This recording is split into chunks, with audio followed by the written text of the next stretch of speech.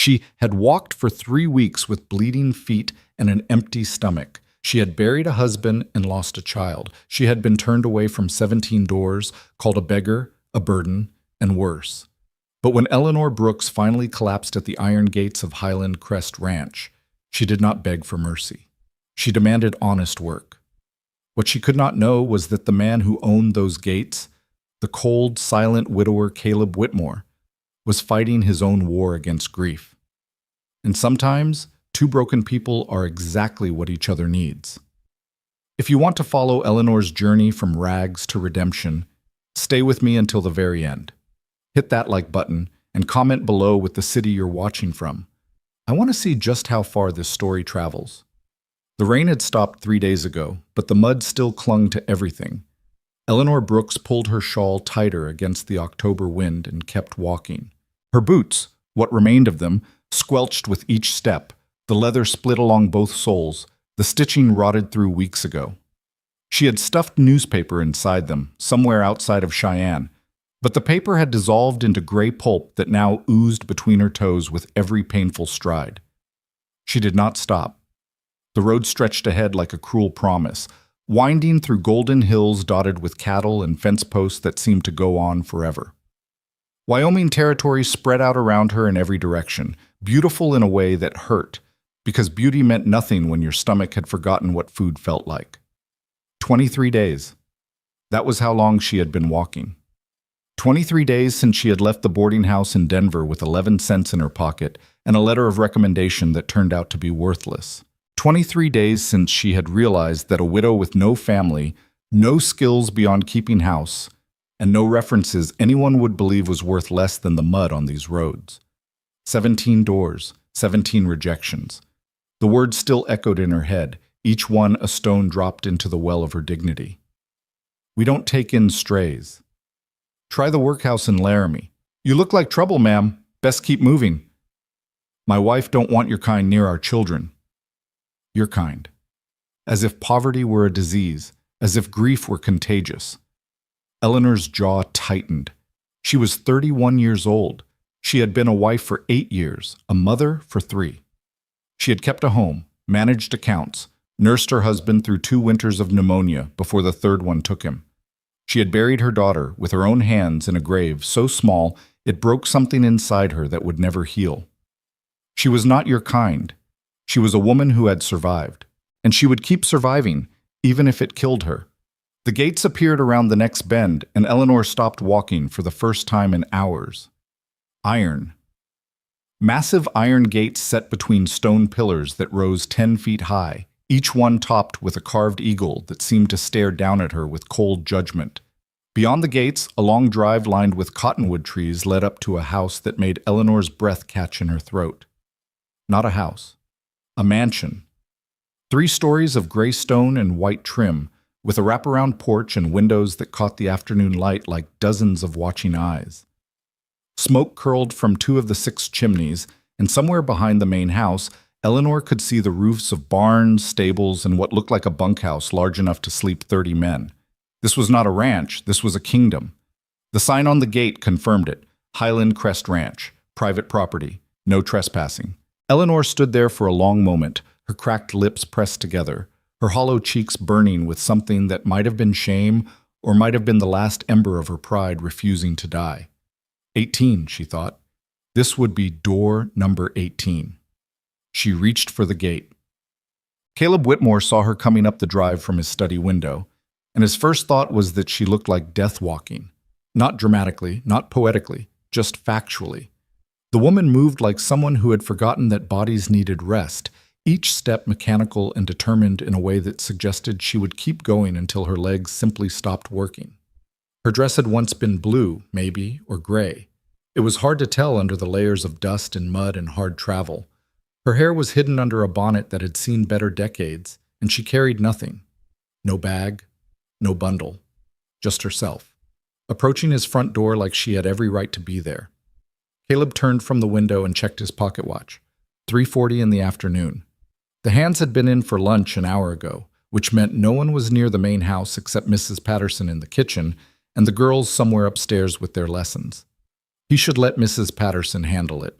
That was the protocol for vagrants: a meal, if they asked politely, and directions to town. Nothing more. Highland Crest was not a charity house, no matter how many hungry faces showed up at the gates each month. But something about this woman made Caleb walk downstairs himself. He opened the front door just as she reached the bottom of the porch steps. Up close, she looked worse. Her eyes, gray he noticed, the color of storm clouds, were sunk deep into a face that had once been pretty and was now carved down to bone and shadow. Her hands, gripping the edges of her shawl, were raw and red, the knuckles cracked open in places. She was thin in a way that spoke of weeks without proper food, and there was a tremor in her shoulders that might have been cold, or might have been exhaustion, or might have been the effort of staying upright. But she stood straight. That was what stopped him. She did not cower. She did not bow her head or twist her hands or offer the usual desperate smile of someone about to beg for scraps. She met his eyes directly, and her chin lifted. "Good afternoon," she said. Her voice was rough, cracked from disuse, but steady.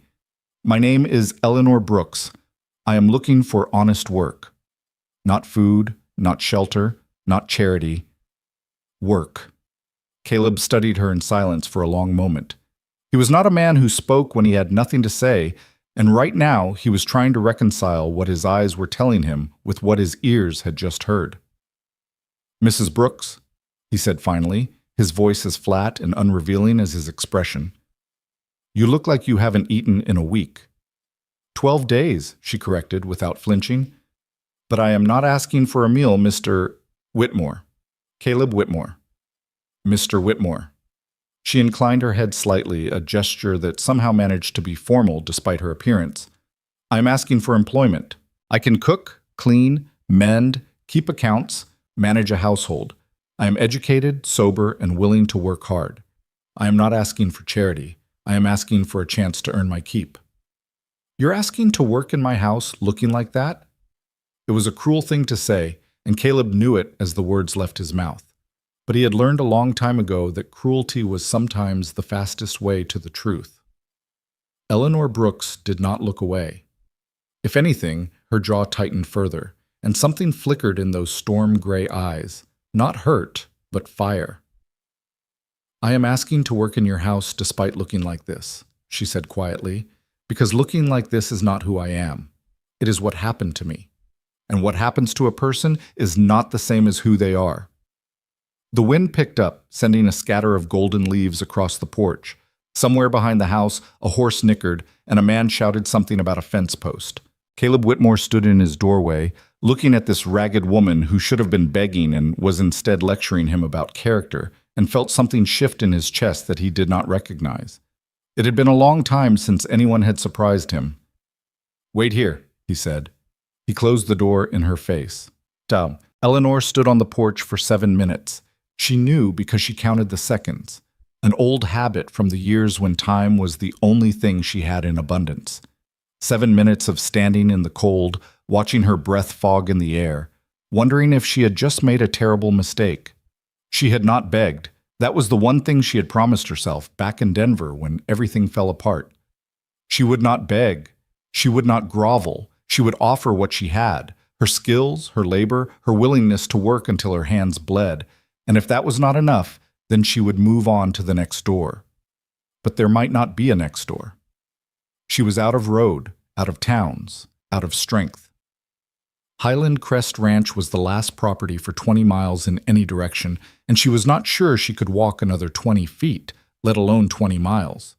If he said no, the door opened. Caleb Whitmore stood there with a tin plate in one hand and a mug in the other. Steam rose from both. "Sit," he said, nodding toward a wooden chair near the railing. "Eat, then we'll talk." Eleanor hesitated for just a moment, pride warring with need before common sense won out. She sat. She took the plate, stew, thick with potatoes and carrots and chunks of beef that made her mouth water instantly, and the mug, coffee, hot and strong and bitter in the best possible way. She ate slowly, because she had learned the hard way that a starving stomach could not handle food too fast. Each bite was deliberate, careful, savored in a way that had nothing to do with taste and everything to do with survival. Caleb Whitmore leaned against the porch railing and watched her eat without speaking. He was tall, Over 6 feet, Eleanor guessed, with broad shoulders and hands that looked like they had done real work despite the obvious wealth of his surroundings. His hair was dark brown, shot through with gray at the temples, and his face had the weathered quality of a man who spent more time outdoors than in parlors. He might have been 40 or 45 or somewhere in between. It was hard to tell with men like this, men who carried their age in their eyes rather than their faces. And his eyes were old and cold and guarded in a way that Eleanor recognized because she saw the same thing every time she looked in a mirror. This was a man who had lost something important. She finished the stew and set the plate aside carefully. "Thank you," she said. "That was generous." "That was practical," he corrected. "A woman who faints from hunger in my front yard is a problem I don't need." "I don't faint." "Everyone faints eventually, Mrs. Brooks. The body has limits." "So I've been told." She wrapped her hands around the coffee mug, letting the warmth seep into her cracked knuckles. "But I've also found that limits are often more flexible than people believe." Caleb studied her again with that unreadable expression. "Where are you from?" "Missouri originally, then Kansas, then Colorado, now here." "That's a lot of moving." "My husband was not a man who stayed in one place long." It was not quite a lie. Thomas had been restless, always chasing the next opportunity, the next investment, the next sure thing that never quite materialized. When he died, I found myself without a home or a place to go. "No family?" "None living." "No children?" Eleanor's hands tightened on the mug. This question, this was the one that always cut deepest. "I had a daughter. She died of scarlet fever 3 years ago. She was not yet 3 years old."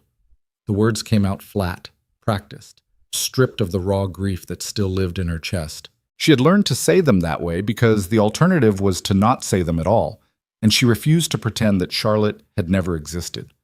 Something flickered in Caleb Whitmore's eyes, something that might have been recognition or sympathy or the shadow of his own buried pain. "I'm sorry," he said. It was the first thing he had said that sounded genuine. "Thank you." Eleanor took a breath. "Now, about the work. I don't need a housekeeper. I have Mrs. Patterson." "I'm not asking to be a housekeeper. I'm asking to be useful in whatever capacity you require." "And if I don't require anything? Then I'll thank you for the meal and be on my way." She said it calmly, but they both knew it was a bluff. On her way to where? To what? There was nothing waiting for her out there except more roads, more rejections, more slow starvation until her body finally gave out. Caleb Whitmore pushed off from the railing and stood directly in front of her, close enough that she had to tilt her head back to meet his eyes. "I have 2 daughters," he said. "Martha is 9. Lucy is 5. Their mother left 2 years ago, ran off with a man from Chicago, and hasn't been seen since. The girls have not been the same since." Eleanor said nothing. She waited. "I have hired 6 governesses in 2 years. The longest one lasted 4 months. The shortest lasted 3 days. His jaw tightened. "My daughters are not easy children. They are hurt and angry, and they do not trust women. They have made it their mission to drive away anyone who tries to take their mother's place." "I am not trying to take anyone's place." "No, you're trying to survive, I understand that. But here's what I am offering, Mrs. Brooks." He crossed his arms over his chest.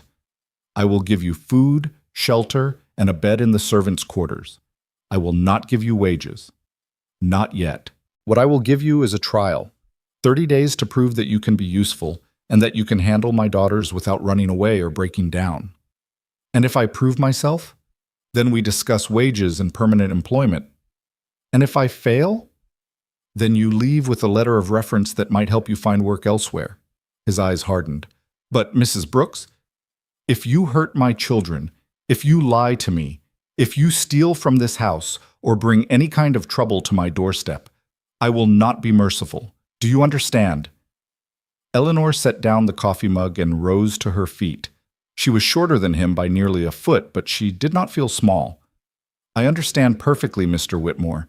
You are offering me a chance, not a guarantee. You are trusting me with your children, which is the most valuable thing you have, and you are warning me that trust, once broken, cannot be repaired." She held his gaze steadily. "I accept your terms. All of them." For a long moment, they stood there, two wounded people measuring each other across a gulf of mutual suspicion and desperate hope. Then Caleb Whitmore nodded once. "Mrs. Patterson will show you to your room. Dinner is at 6. You will meet the girls then." He turned toward the door, then paused with his hand on the handle. "Mrs. Brooks." "Yes?" The last governess left in the middle of the night without saying goodbye. She told Mrs. Patterson that my daughters were little demons and that no amount of money was worth the torment. His voice was flat, but there was something underneath it, something that might have been pain or exhaustion or the weight of watching everyone give up. "Just so you know what you're walking into." Eleanor almost smiled. It was the first time in weeks that her lips had tried to curve upward. "Mr. Whitmore," she said quietly, "I have walked 3 weeks with no food and no hope. I have buried everyone I ever loved. I have been called a beggar, a burden, and worse things I will not repeat. Whatever your daughters can throw at me, I promise you I have survived worse." She meant it, and something in Caleb Whitmore's expression shifted just slightly, as if he almost believed her. The room was small, barely larger than a closet, really, but it had a bed with clean sheets, a washstand with actual soap, and a window that looked out over the eastern pastures. To Eleanor, who had spent the last 3 weeks sleeping in barns, ditches, and one particularly memorable night curled up inside an abandoned chicken coop, it looked like paradise. Mrs. Patterson had shown her upstairs with minimal conversation and maximum suspicion. The housekeeper was a stout woman in her 60s with steel-gray hair, sharp eyes, and a mouth that looked like it had forgotten how to smile sometime around the Civil War. "Mr. Whitmore told me to give you these," she had said, handing Eleanor a bundle of clothes, a plain gray dress, clean undergarments, and a pair of leather boots that actually fit. "Dinner's at 6. Don't be late. The girls eat in the main dining room with their father." "Thank you, Mrs. Patterson." The older woman had paused at the door, studying Eleanor with an expression that was impossible to read. The last girl who came here thought she could charm her way into the family, thought if she was pretty enough and sweet enough, Mr. Whitmore would marry her and she'd be mistress of all this. She gestured vaguely at the walls, the house, the vast property beyond. She learned different. "I have no interest in marrying anyone, Mrs. Patterson. I am here to work." The housekeeper's eyes narrowed. "We'll see." Now, alone in her tiny room, Eleanor stripped off her ruined clothes and used the wash basin to scrub 3 weeks of road dust from her skin. The water turned gray, then brown, then gray again as she worked, and by the time she was done, the basin looked like it had been used to wash farm equipment. She studied her reflection in the small mirror above the washstand and barely recognized the woman looking back at her. Thin. Too thin. Her collarbones jutted out like knives, and her cheeks had hollowed in a way that made her eyes look too large for her face. Her hair, once her vanity, hung in lank brown strands that desperately needed washing and probably cutting. There were new lines around her mouth and eyes, carved there by sun and wind and grief. She looked old. She was 31, but she looked 40. No matter. Looks were not what she had to offer. She dressed in the clean clothes Mrs. Patterson had provided. The gray dress was simple but well made, and the boots were heaven on her damaged feet, and spent the remaining time before dinner sitting by the window, watching the sun sink toward the western hills. Highland Crest Ranch spread out before her like a painting. Rolling pastures dotted with cattle, fences stretching to the horizon, barns and outbuildings clustered around the main house like chicks around a hen. Men on horseback moved in the distance, doing the endless work of keeping a place like this running. Smoke rose from the bunkhouse chimney, carrying the smell of cooking meat and wood fire. It was beautiful, peaceful. A world away from the cramped boarding houses and dirty city streets Eleanor had known for the past year. And yet, there was something underneath the beauty, something she could feel but not quite name. A silence that was not quite peaceful, a stillness that felt more like holding one's breath than being at rest. This house was waiting for something, or maybe it was hiding from something. Eleanor did not know which, but she intended to find out. The dining room was designed to intimidate, and it succeeded. A long mahogany table that could seat 20 dominated the center of the room, surrounded by chairs with velvet cushions and carved backs. Crystal chandeliers hung from the ceiling, catching the lamplight and scattering it across walls papered in deep burgundy. A fireplace large enough to roast a pig crackled at one end, and above it hung a portrait of a woman so beautiful that Eleanor stopped in the doorway just to stare. Dark hair piled in elaborate curls, green eyes that seemed to follow you wherever you stood. A smile that was not quite kind, but was certainly triumphant. The woman in the portrait was dressed in silk and pearls, posed before a window with Highland Crest's pastures visible in the background. This had to be the wife, the one who had left. "That's our mother." Eleanor turned. A girl stood in the doorway on the opposite side of the room, 9 years old, according to her father, though she held herself with the stiff dignity of someone much older. She had her mother's dark hair and her father's cold eyes, and she was looking at Eleanor with an expression of pure, undisguised hostility. "You must be Martha," Eleanor said calmly. "I'm Mrs. Brooks." "I know who you are." The girl did not move from the doorway. "You're the new one. Father said you'd be eating with us." "That's right. The last one ate with us, too, for a while." Martha's lips curved in something that was not quite a smile. Then Lucy put a spider in her soup, and she screamed so loud the horses spooked in the stable. Eleanor considered this information. That must have been quite a spider. It was a wolf spider. They're the biggest kind around here. Lucy collected it special. "I see." Eleanor walked slowly into the room, keeping her movements calm and unhurried. She had dealt with hostile children before, not often, but enough to know that fear was exactly what they wanted. "And where is Lucy now?" "Hiding under the table." Eleanor glanced at the massive dining table, then back at Martha. "Is she planning to put a spider in my soup?" "Maybe." The girl's hostile expression flickered, just slightly, as if she had not expected Eleanor to ask so directly. "Or maybe something worse." "Well?" Eleanor pulled out a chair, not at the head of the table where Caleb Whitmore would presumably sit, but 3 seats down, and settled into it with the air of someone who had every right to be there. "I suppose we'll find out together." She did not look under the table. She did not ask Lucy to come out. She simply sat there, hands folded in her lap, waiting. Martha stared at her for a long moment, clearly uncertain how to proceed. Then she crossed the room and took the seat directly across from Eleanor, her back very straight and her eyes very cold. "You won't last," she said quietly. "None of them do." "Perhaps," Eleanor agreed. "Or perhaps I'm different." "That's what they all say." "Do they?" Eleanor tilted her head. "What else do they say?" The question seemed to throw Martha off balance. She frowned, her dark brows drawing together. "What do you mean?" "I mean, when the other governesses, or whatever they were, came to this house, what did they say to you? How did they try to win you over?" For a moment Martha did not answer. Then, reluctantly, "They said they wanted to be our friend. They said they were there to help. They said—" Her voice turned bitter. "They said they would never leave us, that we could trust them. And then they left." "Yes." "Every single one." "Yes?" Eleanor nodded slowly.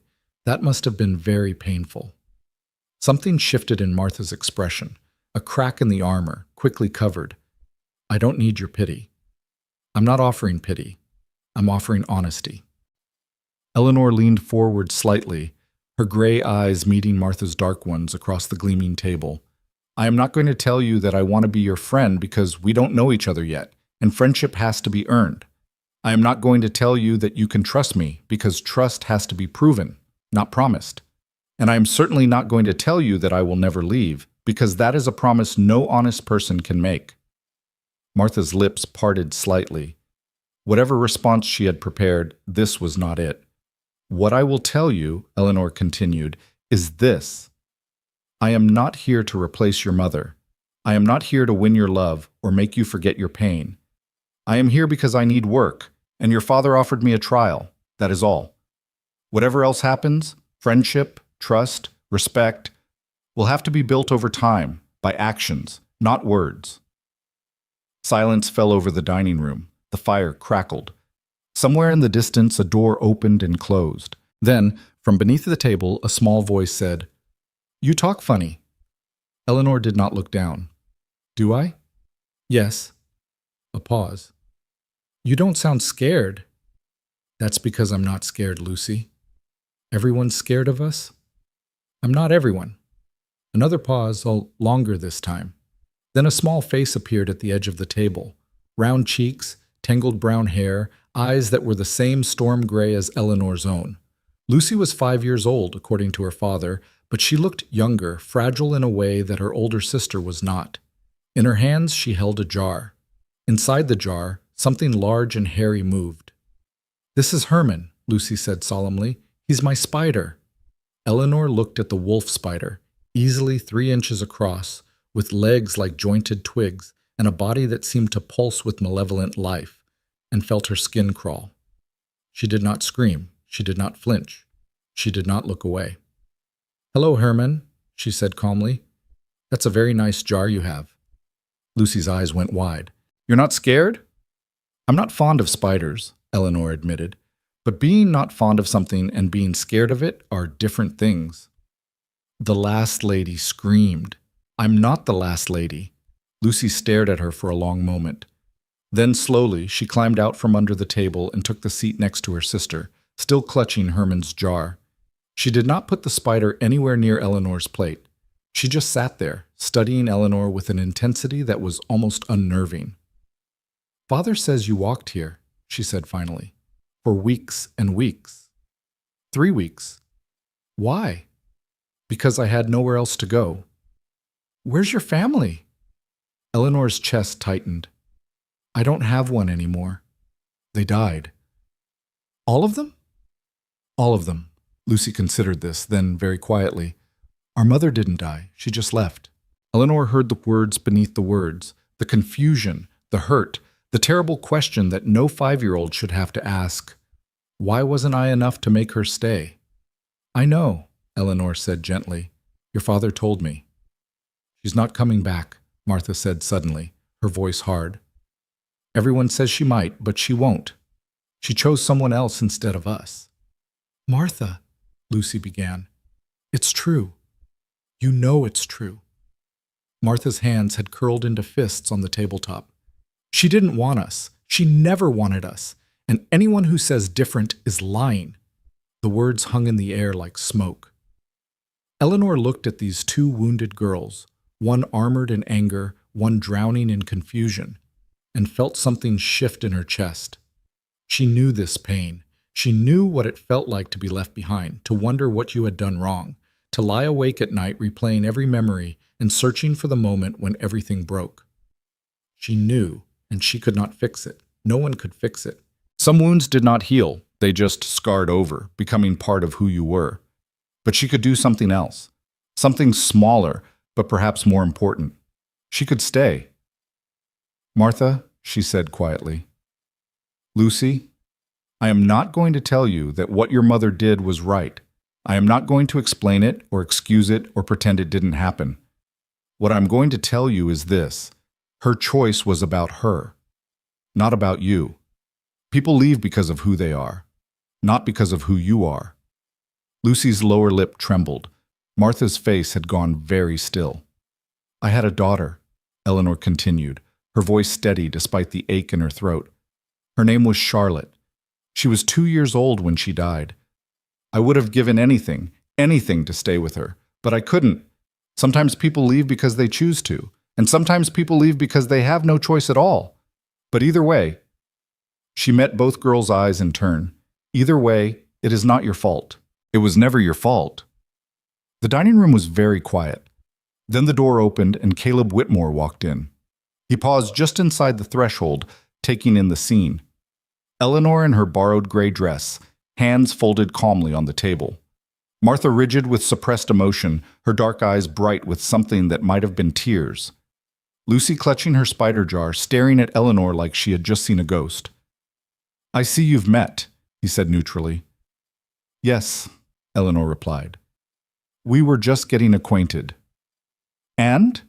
Eleanor looked at the 2 girls, hostile, hurting, desperate for someone to prove that not everyone left. and then back at their father. "And I believe," she said quietly, "that we are going to get along just fine." She did not know if it was true. She did not know if she could keep that implicit promise, if she could survive whatever tests these wounded children would throw at her, if she could stay long enough to matter. But she knew she was going to try. For the first time in a very long time, Eleanor Brooks had something worth fighting for. Dinner was a quiet affair. Caleb Whitmore ate in near silence, speaking only to ask for the salt or to remind Lucy to use her napkin. The girls picked at their food with the distracted air of children whose minds were elsewhere, sneaking glances at Eleanor when they thought she wasn't looking. Eleanor ate slowly, savoring each bite of roast chicken and mashed potatoes and green beans cooked with bacon, more food than she had seen in weeks, prepared with a skill that spoke well of Mrs. Patterson's abilities. She did not try to make conversation. She did not attempt to charm or ingratiate. She simply ate and watched and listened. What she observed was troubling. Caleb Whitmore was not a cruel man. That much was clear. He did not raise his voice to his daughters, did not snap at them or criticize them, or treat them with the cold dismissiveness that some wealthy fathers showed their children, but neither did he connect with them. He looked at Martha and Lucy across the dinner table the way a man might look at a problem he had not yet solved. With concern, yes, but also with a kind of helpless distance. He did not know how to reach them. Perhaps he had never known. Or perhaps he had known once before his wife left and had forgotten in the wreckage that followed. Martha, for her part, seemed determined to pretend that Eleanor did not exist. She answered her father's occasional questions in monosyllables, kept her eyes fixed on her plate, and radiated hostility like a small, well-dressed furnace. Lucy was different. She kept stealing glances at Eleanor with those gray eyes so like her own, as if trying to reconcile the stranger at their table with the stories she had been told about previous governesses. Once, when Eleanor caught her looking, Lucy quickly dropped her gaze. But not before Eleanor saw the flicker of something that might have been curiosity or hope. When the meal was over and Mrs. Patterson had come to clear the plates, Caleb rose from his chair. "Mrs. Brooks," he said, his voice as flat as ever. "A word in my study, if you please." Eleanor followed him out of the dining room and down a long hallway lined with oil paintings and mounted hunting trophies. The study was at the far end, a large room dominated by a massive desk, floor-to-ceiling bookshelves, and windows that looked out over the darkening pastures. Caleb closed the door behind them and gestured to a leather chair facing the desk. Eleanor sat. He did not. Instead, he went to stand by the window, his back to her, his hands clasped behind him. "How did you do it?" he asked. "I beg your pardon?" "The girls. They did not scream at you, throw things at you, or try to run you off the property. That is the first time in 2 years that a new arrival has made it through dinner without some kind of incident." He turned to face her, his expression unreadable. "How did you do it?" Eleanor considered the question. "I didn't try to make them like me." "Explain."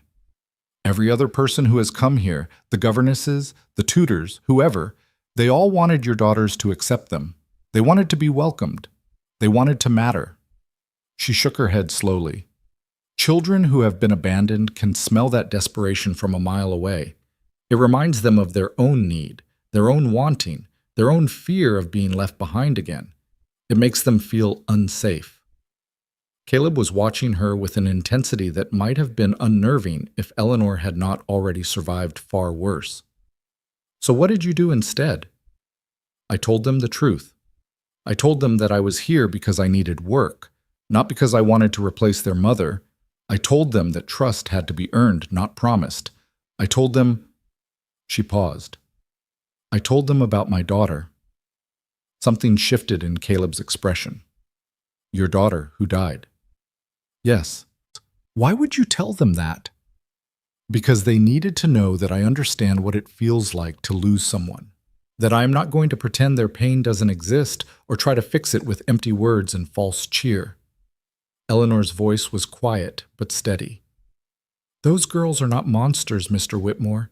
They are children who have been hurt very badly by someone who was supposed to love them. They are testing every adult who comes near them, waiting for the inevitable betrayal.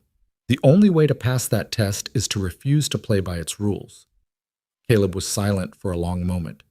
Then he walked to his desk, sat down heavily in the chair behind it, and ran a hand through his graying hair. He looked, Eleanor realized, exhausted. Not just physically tired, though that was evident in the shadows under his eyes and the lines around his mouth, but bone-deep weary in the way of a man who had been fighting a losing battle for far too long. "She didn't leave because of the girls," he said finally, his voice rough. "Margaret, my wife. Everyone thinks, they assume, He stopped, shook his head. "It wasn't about Martha and Lucy. It was about me." Eleanor said nothing. She simply waited. "I was not a good husband." The words seemed to cost him something. "I worked too much. I was away too often. I did not give her the attention she needed, the affection she craved.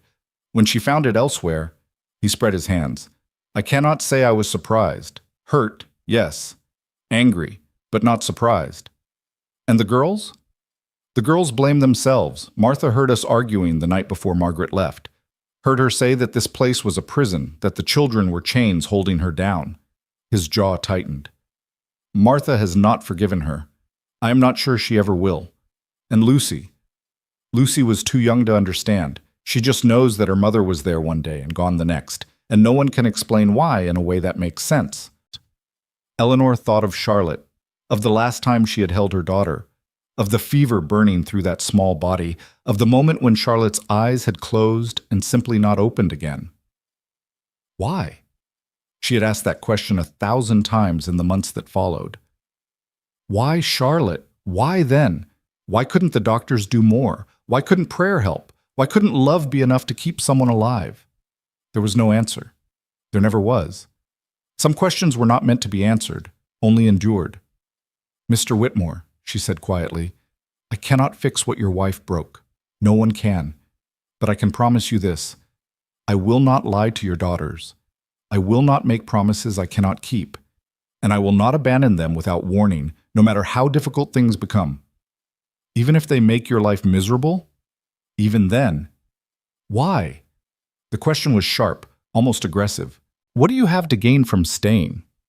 This trial offers you nothing certain, no wages, no security, no guarantee that it will lead anywhere.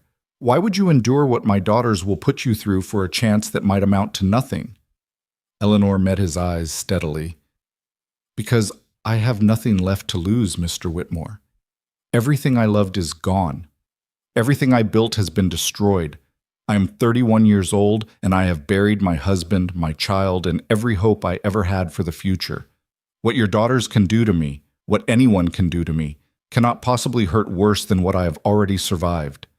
She rose from her chair, smoothing her borrowed gray dress with hands that did not tremble. "I am not staying because I hope to win something. I am staying because I have finally reached a place where I can stop running. Whether that place becomes a home or just another way station," she shrugged, "that depends on more than just me. But I will give it everything I have. That is the only promise I can make." Caleb Whitmore stared at her for a long moment. Then, slowly, he nodded. 30 days, Mrs. Brooks. We will see what you are made of." "Yes," Eleanor agreed. "We will." She turned and walked out of the study, closing the door quietly behind her. That night, Eleanor lay in her narrow bed in the servants' quarters, staring at the ceiling and listening to the unfamiliar sounds of the ranch settling around her. Wind rattling the windows, the distant lowing of cattle. Footsteps somewhere overhead, Mrs. Patterson making her evening rounds perhaps, or Caleb Whitmore pacing in his study. She was warm. She was fed. She was clean for the first time in weeks, and yet sleep would not come. Her mind kept returning to the dining room, to Martha's hostility and Lucy's fragile hope and Caleb's exhausted desperation, to the portrait of the beautiful woman who had chosen freedom over family and the wreckage she had left behind. This house was broken. These people were broken. And Eleanor was broken too. But broken things could be mended, not made new, not returned to what they had been before, but patched and reinforced and made functional again. She had learned that lesson in the years since Charlotte's death. in the slow, painful process of rebuilding a life from the rubble of grief. Maybe that was why she was here. Not because she deserved to be saved, but because she understood what it meant to need saving. Not because she had answers, but because she knew what it was like to live without them. Tomorrow would bring new challenges. Martha would test her, Lucy would watch her, Caleb would judge her, Mrs. Patterson would doubt her. The whole ranch would wonder what this ragged stranger was doing in their midst.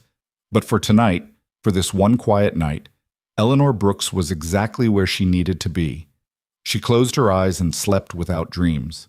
And outside her window, the vast Wyoming sky blazed with stars that had watched over this land for 1,000 years, indifferent to the small struggles of the humans below, but beautiful, achingly beautiful, in a way that Eleanor would learn to love. The first week passed in a blur of small battles and smaller victories.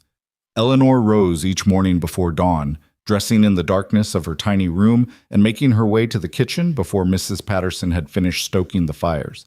She did not ask for permission. She simply appeared, sleeves rolled to her elbows, ready to work. "I didn't ask for help," Mrs. Patterson said on the second morning, her voice sharp with suspicion. "No," Eleanor agreed, already reaching for the flour bin. "But you have it anyway." The housekeeper watched her knead bread dough with the practiced efficiency of someone who had done it 1,000 times before. "Where did you learn to do that?" "My mother was a baker's daughter. She taught me before I was old enough to reach the counter without a stool." Mrs. Patterson said nothing, but she did not send Eleanor away. By the end of the week, they had fallen into an unspoken rhythm, Eleanor handling the morning bread and breakfast preparations while the older woman focused on the heavier cleaning and the endless laundry that a household this size generated. It was not friendship, it was not even warmth, but it was something, and Eleanor had learned long ago to be grateful for something. The girls were another matter entirely. Martha maintained her wall of hostile silence, answering Eleanor's questions in monosyllables when she answered at all. She took her lessons in the schoolroom on the second floor with the same rigid posture and cold eyes she had shown at dinner that first night, completing her assignments with mechanical precision and offering nothing beyond what was strictly required. Eleanor did not push. She assigned readings and arithmetic problems, checked Martha's work with careful attention, and offered corrections without criticism. When Martha slammed her books closed at the end of each session and stalked from the room without a word, Eleanor simply noted the assignments for tomorrow and let her go. Lucy was different. Where her sister had built walls, Lucy had dug tunnels. She watched Eleanor constantly, appearing in doorways and around corners, her gray eyes tracking every movement with an intensity that was almost unnerving. She did not speak much, but she listened to everything, and Eleanor often caught her lurking outside the kitchen door, while Eleanor and Mrs. Patterson worked, or sitting on the stairs while Eleanor swept the front hall. On the fourth day, Lucy approached her directly for the first time since the spider incident at dinner. "Mrs. Brooks?" Eleanor looked up from the potatoes she was peeling to find Lucy standing in the kitchen doorway, Herman's jar clutched against her chest like a talisman. "Yes, Lucy?" "Herman is sick." Eleanor set down her knife and wiped her hands on her apron. "What makes you think so?" "He won't eat. I gave him a fly yesterday and he just sat there. He's never done that before." The distress in the child's voice was genuine. This was not a test or a trap, but a real problem that needed solving. Eleanor crossed to where Lucy stood and crouched down to examine the jar more closely. The wolf spider inside did look sluggish, his movement slow and uncertain in a way that even Eleanor's untrained eye could recognize as wrong. "How long have you had Herman?" "Since summer. I found him in the barn." "And he's been eating well until now?" Lucy nodded, her lower lip trembling slightly. "Do you think he's dying?" Eleanor considered the question carefully. She knew almost nothing about spiders, but she knew quite a lot about children who had already lost too much. "I don't know," she admitted, "but I know someone who might. Do you know if any of the ranch hands are good with animals? Not just horses and cattle, but smaller creatures?" Lucy thought about this. "Old Pete knows about everything. He's been here since before Father was born. He says he's seen every kind of creature in Wyoming." "Then perhaps we should ask old Pete." Lucy stared at her. "You'd come with me?" "If you want me to." For a long moment, the child said nothing, then very quietly, "The other ladies never wanted to touch Herman. They said he was disgusting. Herman is not my favorite creature, Eleanor said honestly, but he's important to you, and that makes him important enough to help. Shall we go find old Pete? Lucy's eyes went wide. Then, before Eleanor could react, the child grabbed her hand and pulled her toward the back door. Old Pete turned out to be a weathered man in his 70s with a face like cracked leather and hands that had clearly spent decades working rope and leather. He was sitting on an overturned bucket outside the main barn, whittling something that might have been a horse or might have been a dog, when Lucy came running up with Eleanor in tow. Pete! Pete! Herman is sick! The old man looked up, his eyes crinkling with something like affection. That's so, little miss. Let's have a look. He examined the spider with surprising gentleness, tilting the jar this way and that in the autumn sunlight. Ah, he said finally, I see the problem. Your Herman ain't sick, Lucy. He's getting ready to molt. Molt? Shed his skin. Spiders do it as they grow, crawl right out of their old outsides and leave 'em behind like an empty coat. Pete handed the jar back to Lucy. He'll be sluggish for a few days, won't want to eat. But once he's done, he'll come out bigger and hungrier than ever. Just give him time. Lucy's face transformed with relief. He's not dying. Not hardly, just growing up. Thank you, Pete. Lucy hugged the jar to her chest, then did something that clearly startled her as much as it did Eleanor. She turned and hugged Eleanor too, quick and fierce, before running back toward the house with Herman bouncing in her arms. Old Pete watched her go with a knowing look. That's the first time I've seen her take to someone new since her mama left. She's a sweet child. She is. Scared, though, scared of losing anyone else. Pete turned his weathered gaze on Eleanor. You the new governess? I'm not sure what I am yet. I'm on a trial. He went back to his whittling. Well, Mrs. Brooks, if you can make that little one smile like that, I'd say you're off to a good start. Eleanor walked back to the house slowly, thinking about what had just happened. It had been such a small thing, a sick spider, a worried child, a simple solution, and yet it felt significant in a way she could not quite articulate. She had not tried to win Lucy over. She had simply paid attention. She had taken the child's concerns seriously, offered practical help, and followed through without making it into something larger than it was. Maybe that was the secret. Not grand gestures or declarations of affection, but small acts of reliability, repeated over time. Showing up, following through, being exactly who you said you were. It was not a complicated formula, but Eleanor suspected it was more than anyone had offered these girls in a very long time. The second week brought the first real crisis. It happened on a Tuesday afternoon during what should have been a routine arithmetic lesson. Martha was working through a set of long division problems at her desk by the window, her pen scratching against the paper with mechanical regularity. Lucy was practicing her letters at the smaller table nearby, her tongue poking out in concentration as she formed each careful stroke. Eleanor was reviewing Martha's previous day's work when she heard it. A sharp intake of breath from the older girl, followed by silence. She looked up to find Martha frozen at her desk, staring at something outside the window. Her face had gone white. Martha? What is it? The girl did not answer. She simply sat there, rigid as a statue, her pen still clutched in her trembling hand. Eleanor rose and crossed to the window. At first, she saw nothing unusual, just the front drive, the cottonwood trees, the iron gates in the distance. Then a carriage appeared around the bend in the road, and she understood. It was an elegant carriage, painted deep blue with gold trim, pulled by a matched pair of black horses. The kind of carriage that belonged to someone wealthy, someone important, someone who did not belong on a working ranch in the middle of Wyoming territory. Lucy, Eleanor said quietly, please go to your room for a little while. Lucy looked up, confused. But I haven't finished my letters. You can finish them later. Go now, please. Something in Eleanor's voice must have communicated the seriousness of the moment, because Lucy set down her pen and slipped out of the room without further argument. Eleanor heard her footsteps on the stairs, then the distant sound of a door closing. Martha had not moved. She was still staring at the carriage as it rolled up the drive and stopped in front of the main house. Martha, Eleanor said gently, who is in that carriage? The girl's voice came out flat. Dead. That's my grandmother. My mother's mother. A door opened and closed somewhere below.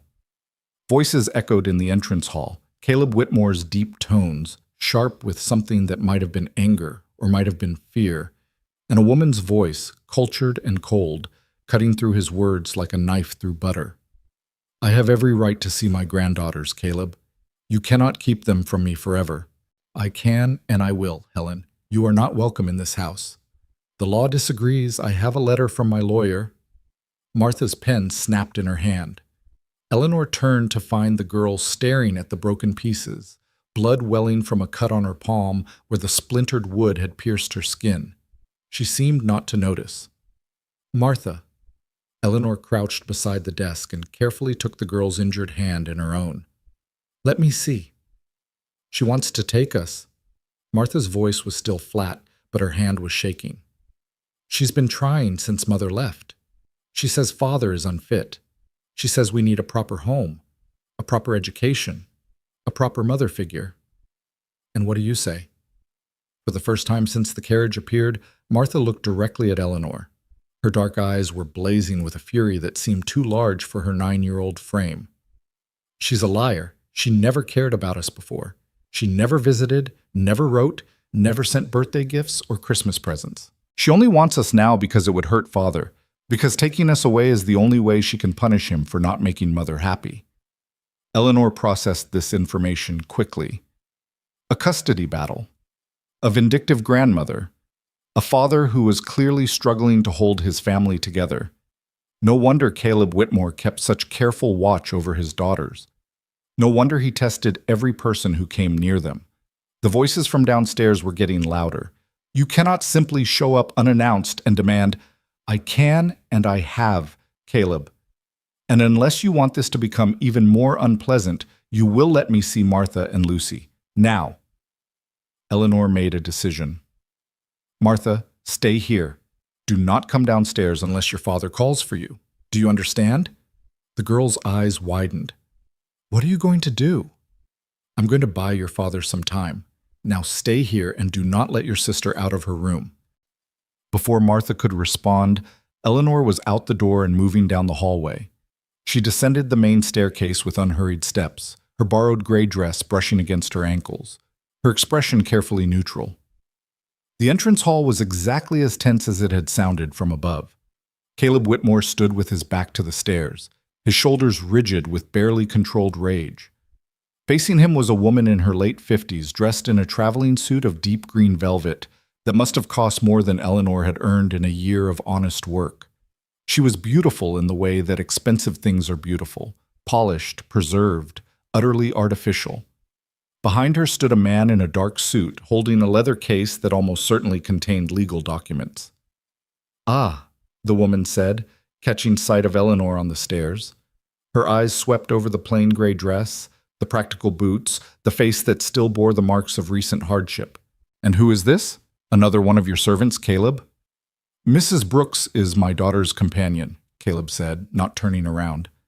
Eleanor, please return upstairs. Of course, Mr. Whitmore. Eleanor continued down the stairs until she stood at the bottom, directly between Caleb and the entrance hall. But first, I wonder if I might ask our visitor a question. The woman, Helen, Caleb had called her, raised one perfectly shaped eyebrow. I beg your pardon? You said you have every right to see your granddaughters. I'm curious what rights exactly you believe those to be. Helen's eyes narrowed. I don't see how that's any concern of yours. It's very much my concern, ma'am. I am responsible for Martha and Lucy's welfare during the day. Any disruption to their routine affects my work. Caleb had turned now, staring at Eleanor with an expression she could not read. Warning? Surprise? Something else entirely? The law is quite clear, the man with the leather case interjected. Mrs. Ashworth has the right to petition for visitation and potentially custody of her grandchildren. Mr. Whitmore's refusal to cooperate will only strengthen her case. I see. Eleanor folded her hands in front of her. And the law is also quite clear, I believe, about the weight given to the children's own wishes in custody matters, particularly when those children are old enough to express a preference. The lawyer's face flickered with something like uncertainty. That's a factor, yes, among many. Then perhaps, Eleanor said calmly, before anyone files any petitions or makes any legal threats, someone should ask Martha and Lucy what they actually want. Helen Ashworth's beautiful face hardened. Children don't know what they want. They need guidance from adults who have their best interests at heart. With respect, ma'am, you have not seen your granddaughters in over 2 years. How can you know what their best interests are if you don't know who they are? The silence that followed was sharp enough to cut. Caleb stepped forward, positioning himself slightly in front of Eleanor in a way that might have been protective or might have been strategic. Mrs. Ashworth, this is neither the time nor the place for this discussion. If you wish to pursue legal channels, you are welcome to do so, but I will not allow you to upset my daughters with an unannounced visit and veiled threats. Veiled? Helen laughed, a sound like breaking crystal. There is nothing veiled about my intentions, Caleb. You drove my daughter away with your coldness and your neglect. You are doing the same thing to her children. And I will not stand by and watch those girls suffer the way Margaret suffered. Margaret left because she chose to leave. That is not my failing, and it is certainly not the girls' failing. Now, please. Caleb's voice dropped, becoming something almost dangerous. Leave my property before I have you removed. For a long moment, Helen Ashworth stood her ground. Then she smiled, a cold, thin smile that did not reach her eyes. Very well. For now. She turned toward the door, then paused. But this is not over, Caleb. I promise you that. She swept out, her lawyer trailing behind her like a well-dressed shadow. The door closed. The sound of the carriage wheels crunching on gravel faded slowly into the distance. Caleb stood motionless until the sound was gone completely. Then he turned to Eleanor. What the hell was that? Eleanor met his gaze without flinching. That was me buying you approximately 30 seconds to think instead of react. I didn't ask you to intervene. No, you didn't. You could have made things worse. You could have given her ammunition to use against me in court. Perhaps, but I didn't. Eleanor's voice was steady. I simply reminded her that the children are people with their own opinions, not prizes to be won. If her case depends on pretending that Martha and Lucy are helpless victims who need rescuing, that reminder might make her reconsider her approach. Caleb stared at her for a long moment. Then, unexpectedly, he laughed, a short, harsh sound that seemed to surprise him as much as it surprised her. You're either very brave or very foolish, Mrs. Brooks. I have been called both at various times. Which do you think you are? Eleanor considered the question. I think I am a woman who has nothing left to lose, which makes questions of bravery and foolishness somewhat irrelevant. I act because action is required, not because I have calculated the risks. Caleb's expression shifted, becoming something more complex than simple anger or surprise. The girls, he said quietly, are they all right? Martha was upset. She cut her hand on a broken pen. Lucy is in her room. I sent her there before she could see the carriage. Thank you. It was the first time he had thanked her for anything since she arrived. You're welcome, Mr. Whitmore. Eleanor turned toward the stairs. With your permission, I should check on them. Mrs. Brooks. She paused, one hand on the banister. That woman, Helen Ashworth, she is not wrong about everything. Caleb's voice was rough. I was not a good husband. I was distant, absorbed in my work, unwilling to give Margaret the attention she needed. When she left, he trailed off, then forced himself to continue. When she left, I told myself it was her fault, her weakness, her selfishness. But the truth is more complicated than that. Eleanor waited. I failed her, he said, and I am failing my daughters. I see them hurting, and I don't know how to help. I try to protect them, and I only make them feel more trapped. He shook his head. I don't know how to be what they need. It was the most honest thing he had said to her since they met. Eleanor turned fully to face him. Mr. Whitmore, I am not qualified to judge your marriage or your parenting, but I can tell you this. Martha and Lucy do not need you to be perfect. They need you to be present. They need to know that when they look for you, you will be there. That when they speak, you will listen. That when they are afraid, you will not dismiss their fear. And if I don't know how to do those things, then you learn. The same way you learn to run this ranch, to manage your business, to survive your wife's departure. You pay attention. You make mistakes. You try again. She held his gaze. It is not about being perfect, Mr. Whitmore. It is about being willing to try. Caleb was silent for a long moment. Then he nodded, once. Go to the girls, Mrs. Brooks. I need to speak with my lawyer. Eleanor climbed the stairs without looking back. She found Martha in the schoolroom exactly where she had left her, sitting at her desk with her injured hand wrapped in a handkerchief that was slowly turning red. Lucy was there too, perched on the edge of her sister's chair, with her arms wrapped around Martha's shoulders. Is she gone? Martha asked. She's gone. Is she coming back? Probably, but not today. Eleanor crossed to the desk and gently took Martha's hand. Let me see this. We should clean it properly. Martha allowed her to unwrap the handkerchief. The cut was not deep, but it was messy, and it had clearly been bleeding for some time. Lucy, would you please fetch the medical kit from Mrs. Patterson? It should be in the kitchen cabinet near the stove. Lucy nodded and ran off, leaving Eleanor alone with Martha for the first time since the crisis began. You stood up to her, Martha said quietly. My grandmother. I heard you from the top of the stairs. I simply asked her a few questions. No one ever asks her questions. People are afraid of her. She's rich and powerful, and she knows everyone important in Chicago. Eleanor cleaned the cut with water from the washstand, her movements gentle but efficient. Being rich and powerful does not make someone right, Martha. It only makes them loud. Martha was quiet for a moment, then, do you think she can really take us away? Eleanor considered how to answer. The truth was, she did not know. Custody battles were complicated, influenced by money and connections as much as by the welfare of the children involved. Helen Ashworth clearly had both money and connections in abundance. But Martha did not need uncertainty right now. She needed something to hold on to. I think, Eleanor said carefully, that your father loves you very much. I think he will fight for you with everything he has. And I think that any judge who speaks to you and Lucy for 5 minutes will see that you are not neglected children who need rescuing, but strong, intelligent girls who know exactly where they belong. Martha's dark eyes searched Eleanor's face, looking for the lie, the empty reassurance, the false promise. She did not find one. You're different, she said finally, from the others. I know. Why? Eleanor finished bandaging Martha's hand and sat back. Because I am not trying to make you love me, Martha. I am not trying to replace your mother or fix your family or make everything better with smiles and kind words. I'm simply trying to be someone you can rely on, someone who shows up, does her job, and does not disappear when things get difficult. How do I know you won't disappear? You don't, not yet.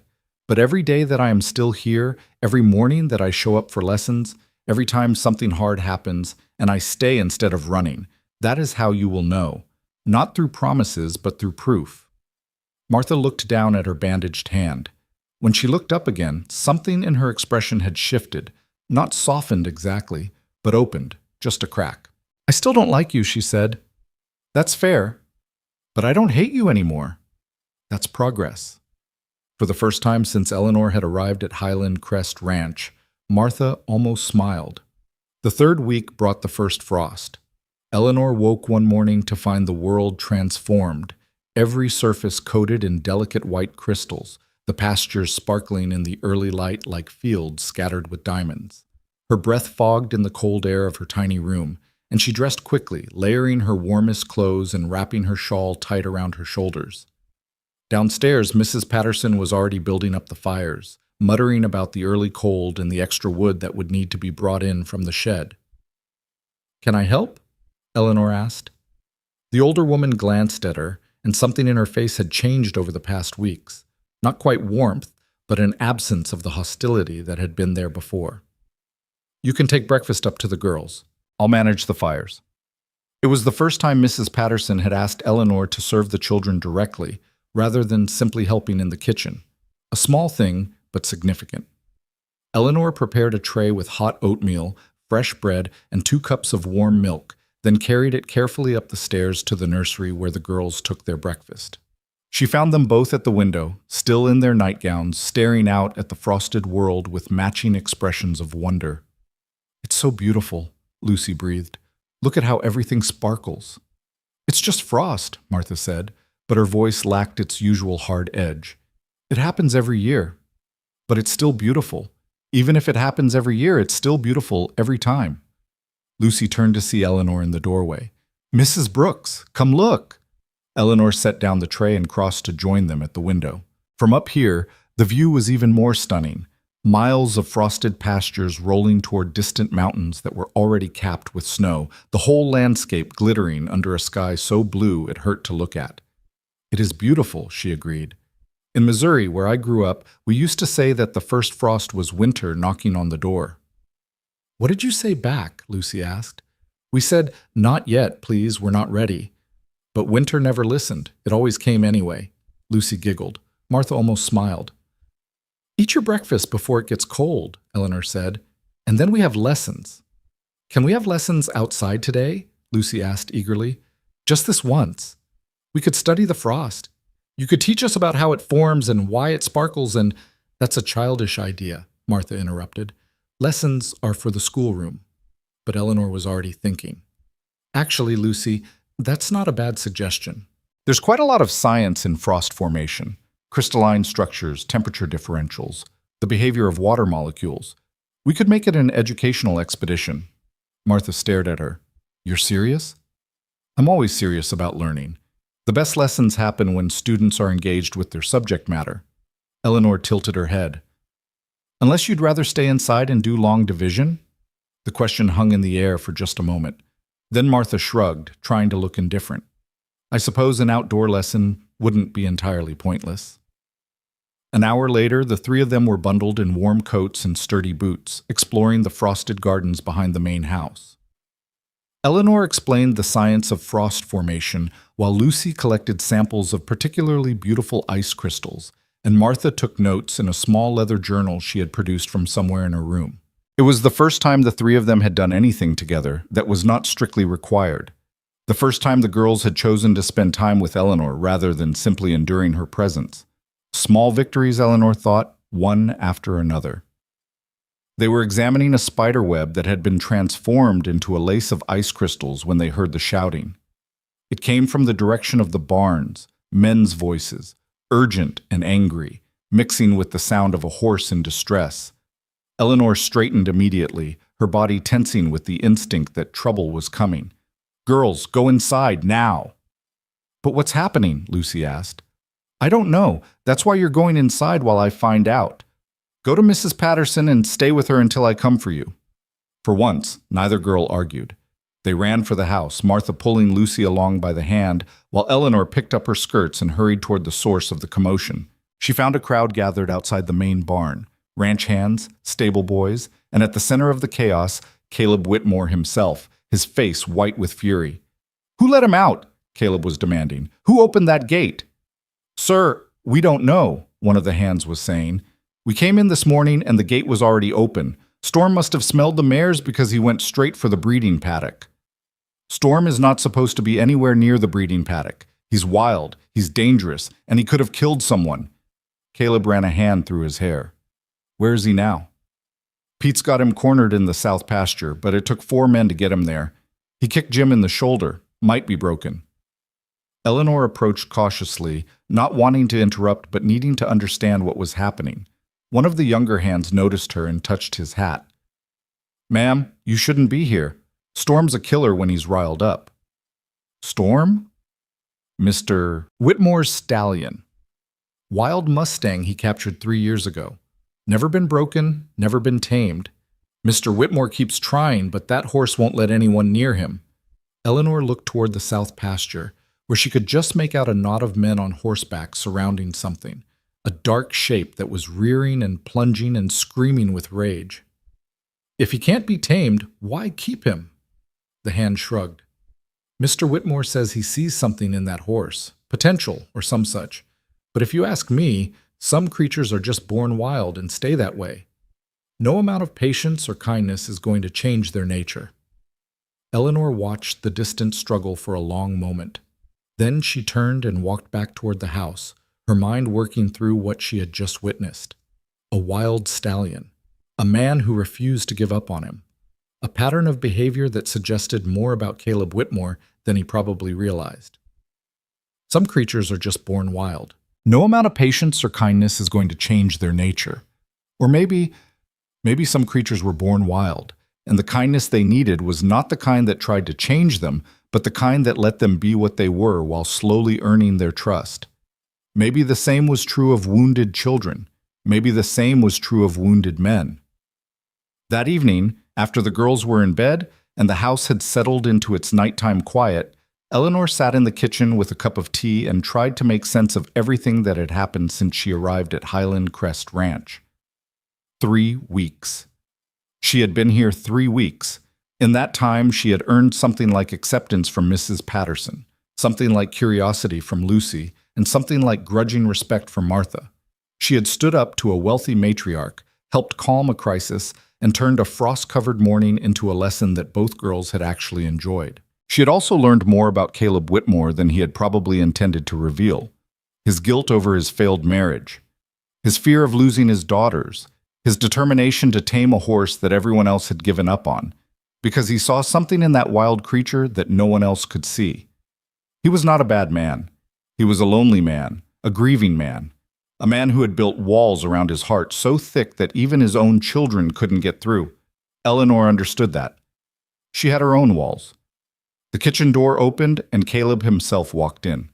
He stopped when he saw her, clearly not expecting anyone to be awake at this hour. His shirt was untucked, his hair disheveled, and there was a weariness in his face that went beyond simple exhaustion. "Mrs. Brooks, I thought everyone was asleep. I couldn't settle. Too much on my mind." She gestured to the pot on the stove. "There's tea, if you want it." He hesitated for a moment, then crossed to pour himself a cup. He didn't sit at the table. Instead, he leaned against the counter, cradling the warm cup in his hands like a man seeking comfort from any source he could find.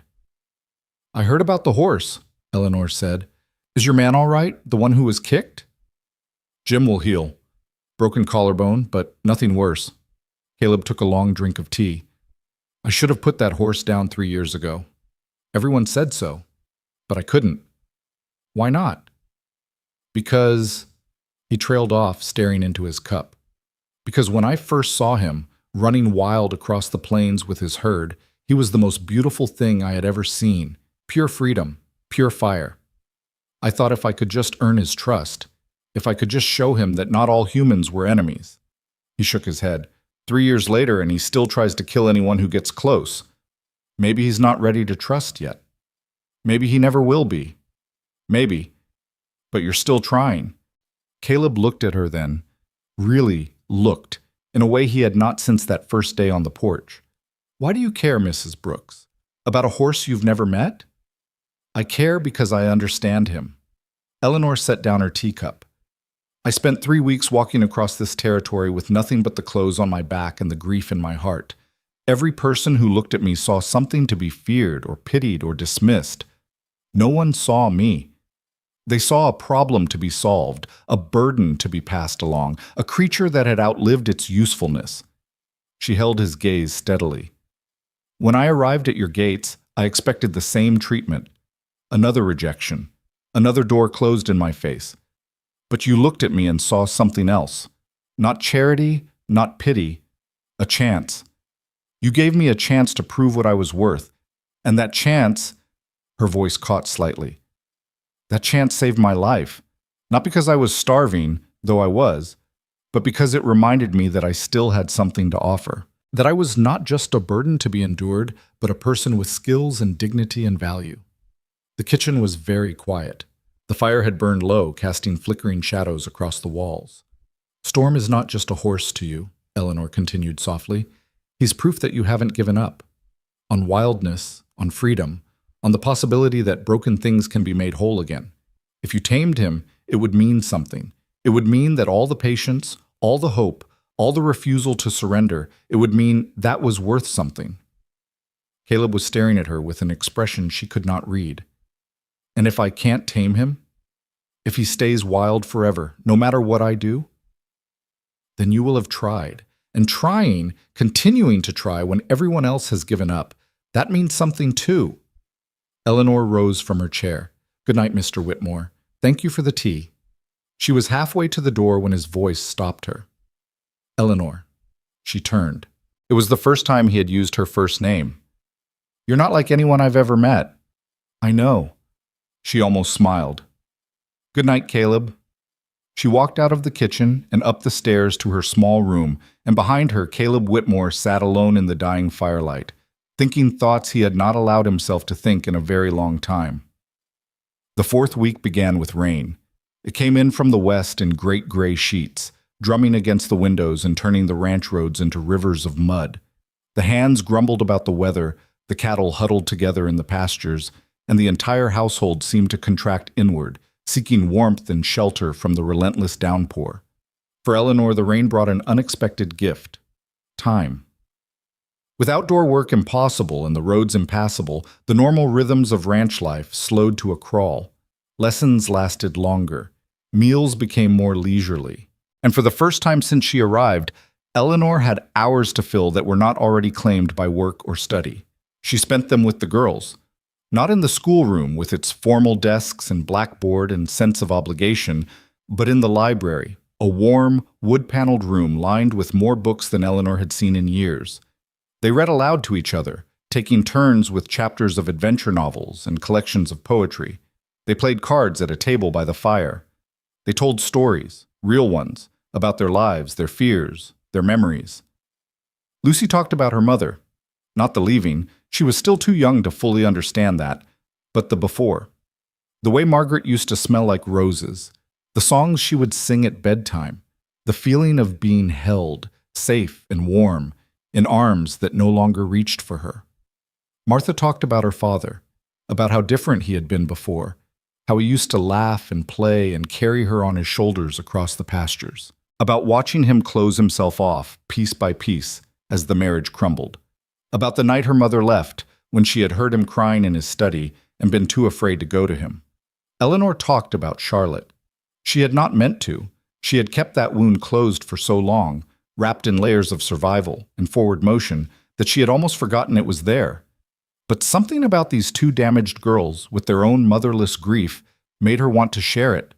So she told them about the pregnancy, difficult but joyful, about the birth, long and painful but worth every moment when she finally held her daughter, about 2.5 years of wondering and delight, watching this small person grow and change and become herself. And then the fever, the long nights, the doctors who could do nothing, the morning when Charlotte did not wake up. I buried her myself, Eleanor said, her voice steady despite the tears running down her cheeks. Thomas was too drunk to help, and there was no one else. I dug the grave in our backyard, beneath the apple tree where she used to play. I wrapped her in her favorite blanket, and I sang to her one last time, and I put her in the ground. Lucy was crying openly, pressed against Eleanor's side with her face buried in Eleanor's sleeve. Martha sat very still, her dark eyes glistening with tears she refused to let fall. How did you survive?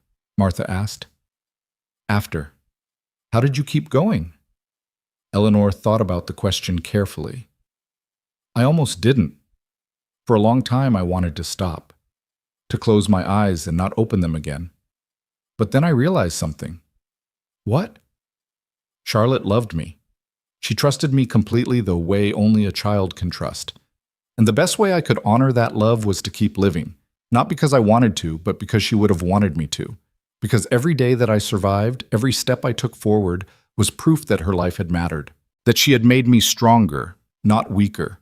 That love, even love that ends in loss, is never wasted. The fire crackled. Rain hammered against the windows. 3 wounded people sat together in the warm library, bound by grief and beginning to be bound by something else, something fragile and new and terrifying in its potential. I'm glad you came here, Lucy whispered. I'm glad you didn't give up. Eleanor pulled her closer. So am I, sweetheart. So am I. The rain stopped on the 28th day. Eleanor woke to silence, the absence of the constant drumming that had filled every moment for the past week, and rose to find the world washed clean. The sky was brilliant blue. The pastures were emerald green, and everywhere she looked, life was bursting forth with renewed energy. She had 2 days left. 2 days until her trial ended and Caleb Whitmore decided whether to keep her or send her away. The thought sent a cold spike of fear through her chest. She had become attached to this place, these people. Martha and Lucy had crept into her heart despite all her efforts to maintain professional distance. Even Caleb, with his walls and his silences and his wounded eyes, had become someone she thought about when she should have been thinking about other things. If he sent her away now, it would hurt. Really hurt. For the first time since Charlotte died, Eleanor had something to lose. She was still standing at her window, watching the sun rise over the wet pastures, when someone knocked at her door. It was Mrs. Patterson, her face grave. "Mr. Whitmore wants to see you in his study, right away." Eleanor's heart dropped into her stomach. Did he say why? He did not. But there was a letter this morning from Mrs. Ashworth's lawyers. The older woman's mouth thinned. "Whatever it says, it's bad. I've never seen him look like that." Eleanor dressed quickly and made her way downstairs, her mind racing through possibilities. A legal summons, a custody petition, some new attack that Helen Ashworth had devised in the weeks since her visit. She knocked on the study door and entered when Caleb's voice called her in. He was standing at his desk, a single sheet of paper in his hand. His face was the color of ash. "Close the door," he said. Eleanor did. Then she waited. "Mrs. Ashworth has filed for emergency custody of my daughters." Caleb's voice was flat, controlled, but Eleanor could hear the rage underneath. "She claims that I am mentally unstable and unable to provide proper care. She has evidence." "What kind of evidence?" He laughed, a terrible sound. "Witnesses. Ranch hands she must have bribed to testify that I drink too much, that I neglect my daughters, that I spend more time with my horses than my children. Letters from the governesses who left, describing my volatile temperament and emotional coldness. Medical records from Jim's injury last week, suggesting that I keep dangerous animals that threaten the safety of everyone on the property." Eleanor felt sick. "None of that proves you're unfit. It doesn't have to prove anything. It just has to create doubt. If a judge believes there's even a chance my daughters might be in danger." He set down the paper and pressed his hands flat against the desk. "The hearing is in 2 weeks, in Cheyenne. If I lose, Martha and Lucy go to Chicago with their grandmother." "You won't lose?" "You don't know that." "No, I don't." Eleanor stepped closer. "But I know that Martha and Lucy love you. I know that this ranch is their home, and you are their father, and no amount of money or manipulation should be able to take that away from them." "Should is not the same as will." "Then we make sure it is." Caleb looked at her then, really looked, and Eleanor saw something in his eyes that she had not seen before. Not just desperation, not just fear, but hope. Fragile, uncertain, but there. "We?" he repeated. "We. I am not going to stand by and watch that woman destroy your family, Mr. Whitmore. I have seen what you are to those girls. I have seen them start to trust again, start to hope again, because they know you will never abandon them. That is worth fighting for." "And what about your trial? Your 30 days are almost up." Eleanor lifted her chin. "Then extend the trial or end it early. I don't care about the terms anymore. I care about Martha and Lucy. I care about—" She stopped herself, but not quickly enough. "About what, Eleanor?" She met his eyes. "About this family. All of you. Even you, Caleb, with your walls and your silences and your wild horse that you refuse to give up on. I care about all of it." The study was very quiet. Sunlight streamed through the windows, casting golden rectangles across the carpet. In the distance, a rooster crowed and cattle lowed, and the ranch went about its business, oblivious to the moment unfolding in this room. Caleb Whitmore stepped around his desk until he was standing directly in front of Eleanor, close enough to touch. "When you arrived here," he said softly, "I thought you were just another drifter looking for a handout, another problem to be solved and sent on its way. But you are not that. You are something else entirely, something I did not expect." "What am I?" "I don't know yet. His hand rose, then dropped before it reached her face. "But I would very much like to find out, if you'll stay." "I'll stay." It was not a declaration of love. It was not a promise of forever. It was simply two wounded people choosing to face an uncertain future together, whatever that future might bring. But in that moment, standing in the morning light of the study while chaos threatened from every direction, it felt like enough. It felt like a beginning. The days that followed moved with the weight of a gathering storm.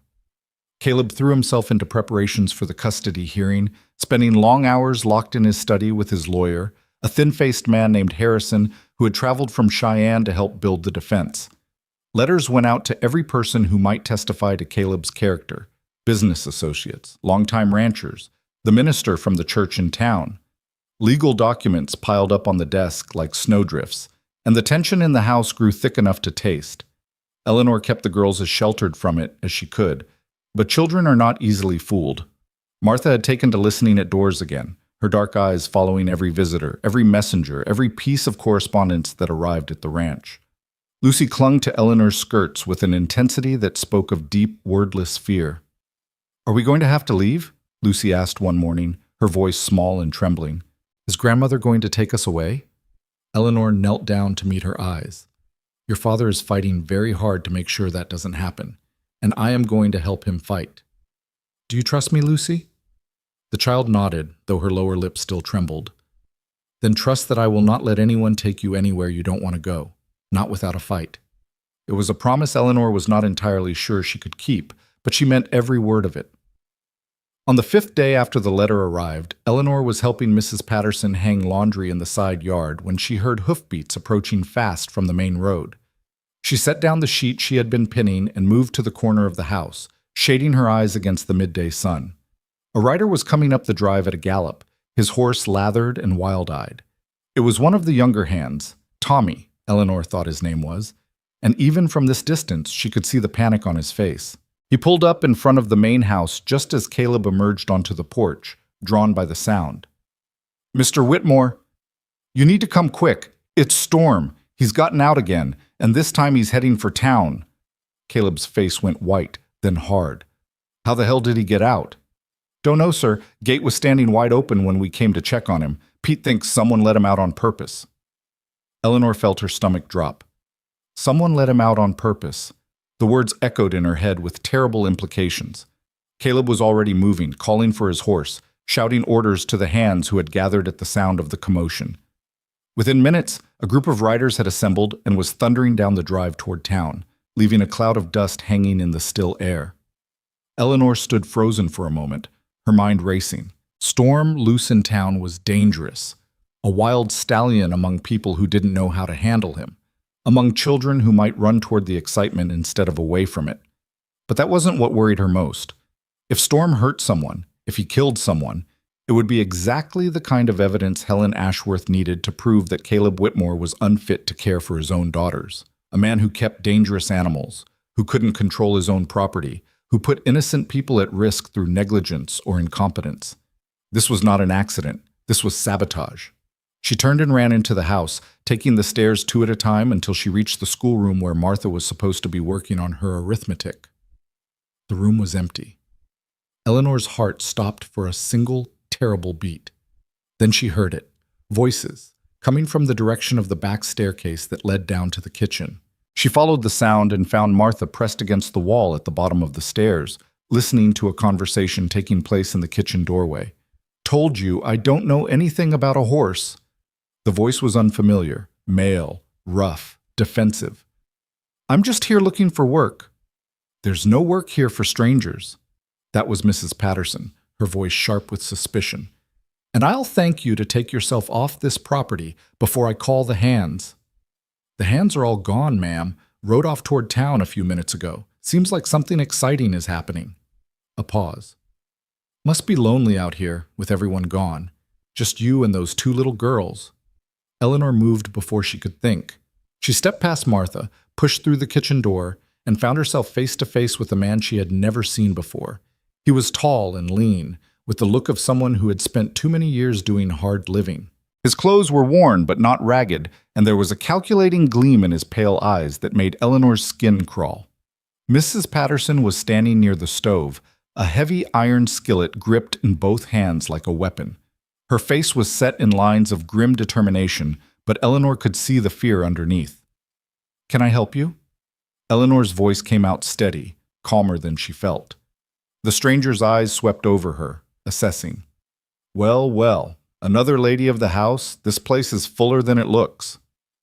"I asked you a question. What do you want?" "Like I told the old woman, I'm looking for work. Thought a big ranch like this might have something for a man willing to do an honest day's labor." He smiled, and there was nothing honest in it. "But if there's no work, I suppose I could just stay for a visit. Get to know the place. Get to know the people." Behind Eleanor, Martha made a small sound of fear. The stranger's eyes flicked toward the noise, and his smile widened. "Is that one of the little girls I've heard so much about? Mrs. Ashworth did say they were pretty things." The name hit Eleanor like a physical blow. Mrs. Ashworth. Helen Ashworth had sent this man. "Get out." Eleanor's voice was ice. "Get out of this house now, or I will make you regret ever setting foot on this property." The stranger laughed. "Is that so? And what's a skinny little thing like you going to do about it?" Eleanor did not answer with words. She moved, fast, faster than she had moved in years, driven by an instinct she did not know she possessed. Her hand closed around the handle of the knife that lay on the kitchen table, the one Mrs. Patterson had been using to peel potatoes, and before the stranger could react, the blade was pressed against his throat. "I said get out!" The man had gone very still. The laughter had died in his throat, replaced by something that might have been fear or might have been calculation. "Easy now," he said carefully. "No need for anyone to get hurt. Then leave. Now. And tell Mrs. Ashworth that if she sends anyone else to terrorize this family, she will answer for it. Not in court, not in front of lawyers. To me." For a long moment, no one moved. Then the stranger took a slow step backward, then another, until the knife was no longer touching his skin. "You're making a mistake," he said. "Mrs. Ashworth is a powerful woman. She has friends in high places. You can't protect these people forever. Watch me." The stranger held her gaze for one more heartbeat. Then he turned and walked out of the kitchen, through the back door, and across the yard toward a horse that Eleanor hadn't noticed tethered by the fence. She stood there, knife still gripped in her hand, until the sound of hoofbeats had faded completely into the distance. Then her knees gave out. Mrs. Patterson was there to catch her, lowering her into a chair with surprising gentleness for a woman who had never shown her anything but cool professionalism. "Breathe," the older woman said firmly. "Just breathe. It's over." "It's not over." Eleanor's voice was shaking now, the adrenaline draining out of her and leaving only fear in its wake. "It's just beginning. She sent him, Mrs. Patterson. Helen Ashworth sent that man here to what? Scare us? Hurt us? Take the girls while their father was gone?" "I know." Mrs. Patterson's face was grim. "I know what she is. I've known since before she came to this house 3 weeks ago. That woman has no soul. She never loved her daughter, and she certainly doesn't love those grandchildren. All she cares about is winning." Martha emerged from the doorway, her face pale but determined. "Is he gone?" "He's gone. Is he coming back?" Eleanor looked at this fierce little girl who had already lost so much and was about to lose more, and felt something harden inside her chest. "Not if I have anything to say about it." She rose to her feet, steadier now. "Martha, where is your sister?" "In our room. I told her to hide under the bed and not come out until I said it was safe." "Good girl. Go to her. Stay together. Don't open the door for anyone except me or Mrs. Patterson or your father. Do you understand?" Martha nodded and ran. Eleanor turned to Mrs. Patterson. "Is there a gun in this house?" The older woman's eyes widened slightly, but she did not hesitate. "Mr. Whitmore keeps a rifle in the study, and there's a shotgun in the barn. Get the rifle, load it, and pray that we don't have to use it." The men returned an hour later, dusty and exhausted, but triumphant.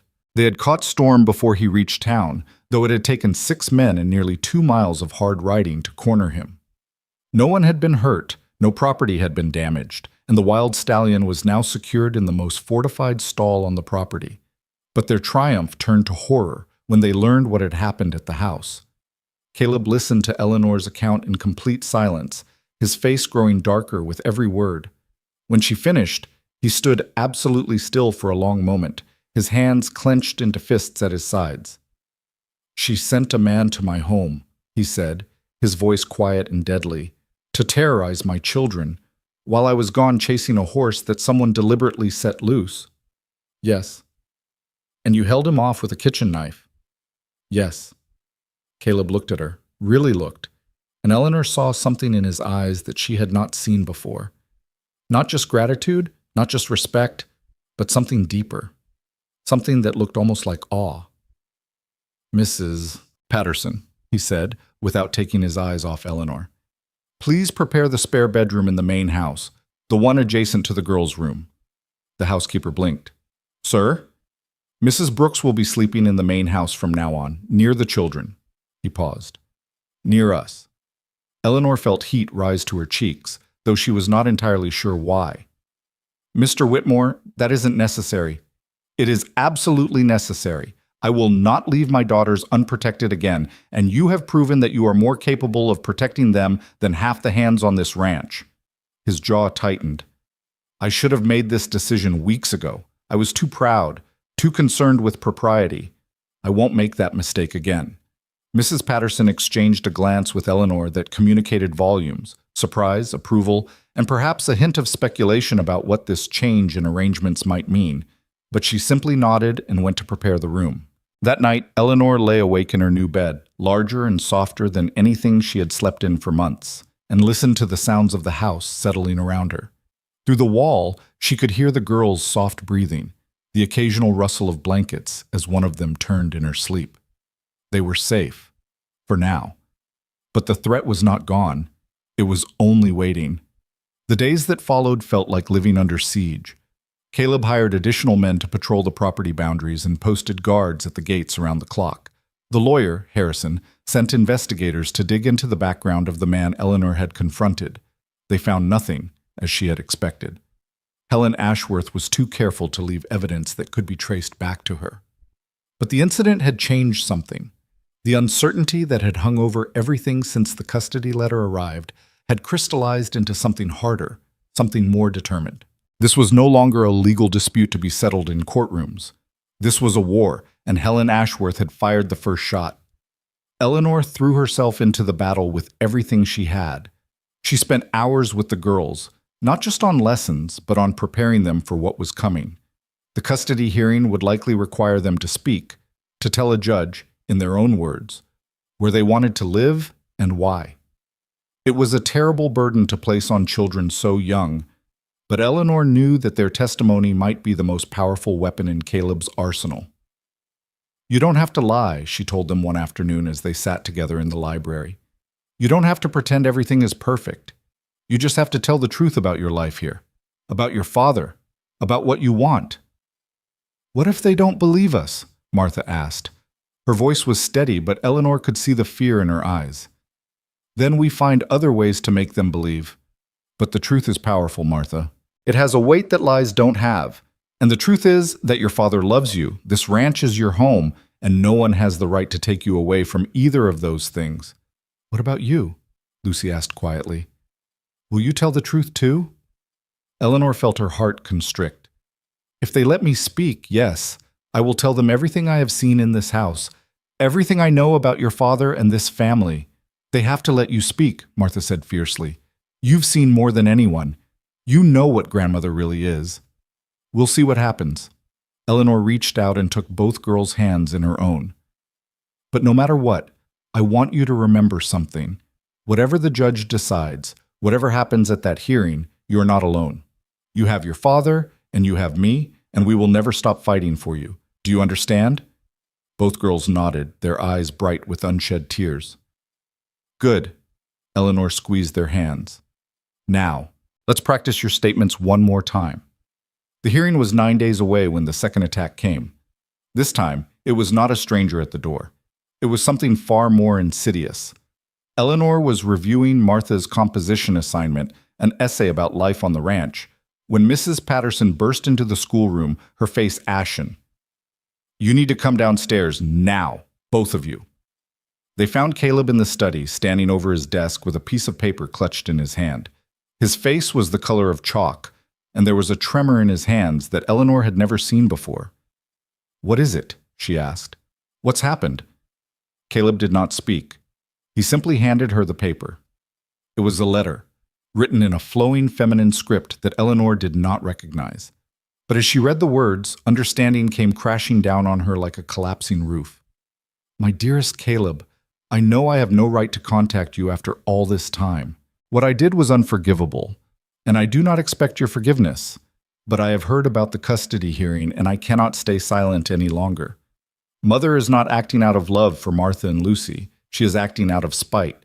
Spite toward you and spite toward me for choosing love over duty. If she gains custody of our daughters, it will not be to care for them. It will be to punish us both. I am prepared to testify at the hearing, to tell the truth about my mother's character, her motivations, and the kind of home she would provide for our children. It is the least I can do, after everything I have put you through. Please respond if you are willing to consider this. I will understand if you are not." Margaret Eleanor looked up from the letter, her mind reeling. Margaret, Caleb's wife. The woman who had abandoned her husband and children 2 years ago and had not been heard from since. "Is this real?" she asked. "Could it be a forgery?" "I don't know." Caleb's voice was rough. "The handwriting looks right. The style is hers. But after everything else Helen has done, I can't trust anything anymore." "What does she want?" "She says she wants to help, to testify against her mother." He laughed, a bitter sound. "The woman who destroyed my family wants to help save it. Do you see the irony?" Eleanor chose her next words carefully. "Do you believe her?" "I don't know what I believe. I thought I knew her, thought I understood who she was and what she wanted. I was wrong about everything." He ran a hand through his hair, a gesture of exhaustion she had come to recognize. If this is real, her testimony could change everything. A mother willing to admit that her own mother is unfit to care for her children, no judge would ignore that. And if it's not real? If it's a trap? Then I walk into Helen's hands and lose everything. The study was silent except for the ticking of the clock on the mantel. Eleanor looked at Caleb, at the lines of strain around his eyes, the tension in his shoulders, the desperation barely contained beneath his carefully controlled exterior, and made a decision. "Let me meet her." Caleb's head snapped up. "What?" "Margaret, if she's genuine, she'll agree to meet with someone other than you first. Someone who can assess her sincerity without the emotional complications of your history. If she's not genuine, if this is a trap, I'll see through it." "Eleanor, I can't ask you to do that." "You're not asking, I'm offering." She met his eyes steadily. "You have been protecting your daughters for 2 years, Caleb, fighting every battle, bearing every burden, carrying the weight of this family on your shoulders alone. Let me help carry it. Let me do this." For a long moment, he simply looked at her. Then slowly, something in his expression shifted. "Why?" he asked quietly. "Why do you care so much about my family? You have no obligation to us beyond the job I hired you to do." Eleanor considered the question. She could give him a dozen practical answers, that she needed the work, that she had nowhere else to go, that the girls deserved better than to be pawns in their grandmother's vendetta. All of those things were true, but they were not the whole truth. "Because when I arrived at your gates," she said softly, "I was dead inside. I had been walking for weeks, starving, grieving, with nothing left to live for. I knocked on 17 doors, and every one of them turned me away. But you looked at me and saw something worth saving. You gave me a chance when no one else would. And that chance," she paused, swallowing hard, "that chance gave me back my life. How could I not fight for the people who made that possible?" Caleb was very still. The afternoon light slanted through the study windows, casting golden shadows across his face. "Eleanor." Her name on his lips was almost a whisper. "Write to Margaret," Eleanor said, before he could say whatever was building in his eyes. "Tell her I will meet her, somewhere public, somewhere safe, and we will see what kind of woman she really is." The meeting was arranged for 3 days later, at a small hotel in the town of Riverton, 20 miles from Highland Crest. Eleanor traveled alone over Caleb's objections, reasoning that Margaret was more likely to speak honestly to a single woman than to anyone who looked like an escort or a bodyguard. The hotel was modest but clean, with a small dining room that overlooked the main street. Eleanor arrived early, choosing a table near the window where she could watch the road, and ordered tea she had no intention of drinking. Margaret Whitmore arrived precisely on time.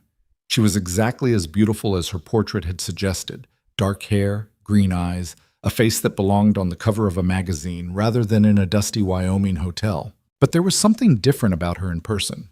The triumphant confidence that had radiated from the painting was gone, replaced by something more uncertain, more human. She spotted Eleanor immediately, the only other woman in the room, and crossed to her table with careful, measured steps. "Mrs. Brooks?" "Mrs. Whitmore." Eleanor did not rise or offer her hand. "Please sit." Margaret sat. Up close, the changes were even more apparent. There were shadows under her eyes that cosmetics could not quite conceal, and lines of strain around her mouth that spoke of sleepless nights and difficult choices. "Thank you for agreeing to meet me," Margaret said. Her voice was lower than Eleanor had expected, slightly husky.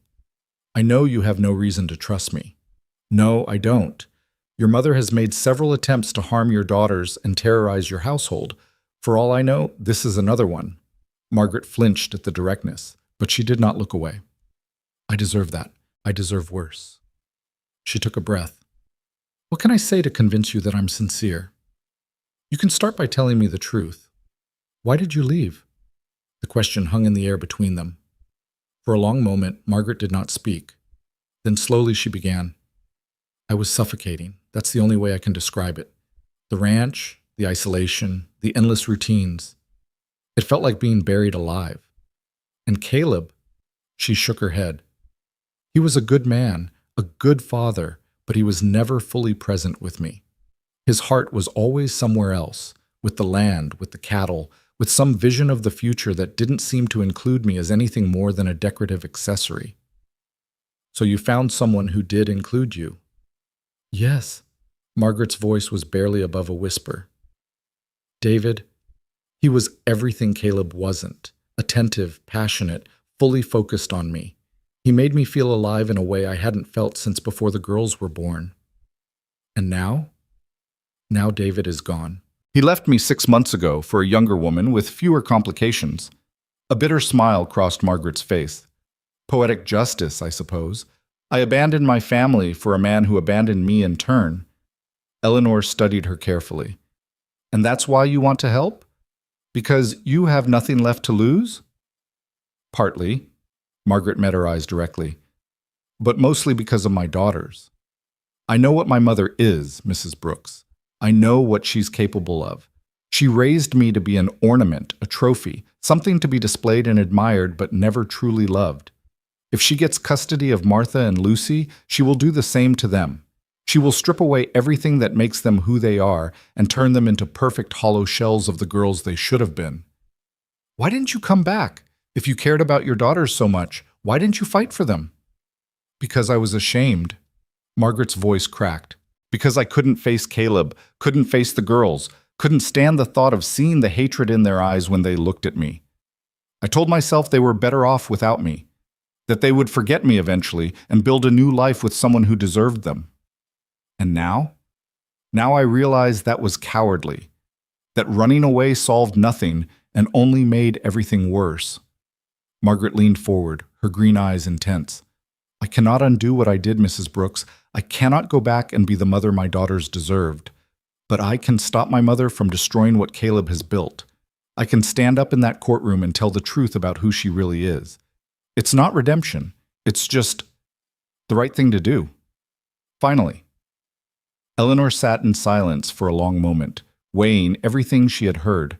The story fit with what she knew of Margaret from Caleb's account and from the fragments the girls had shared. The pain in her voice seemed genuine. The shame in her eyes was hard to fake, but trusting her was still an enormous risk.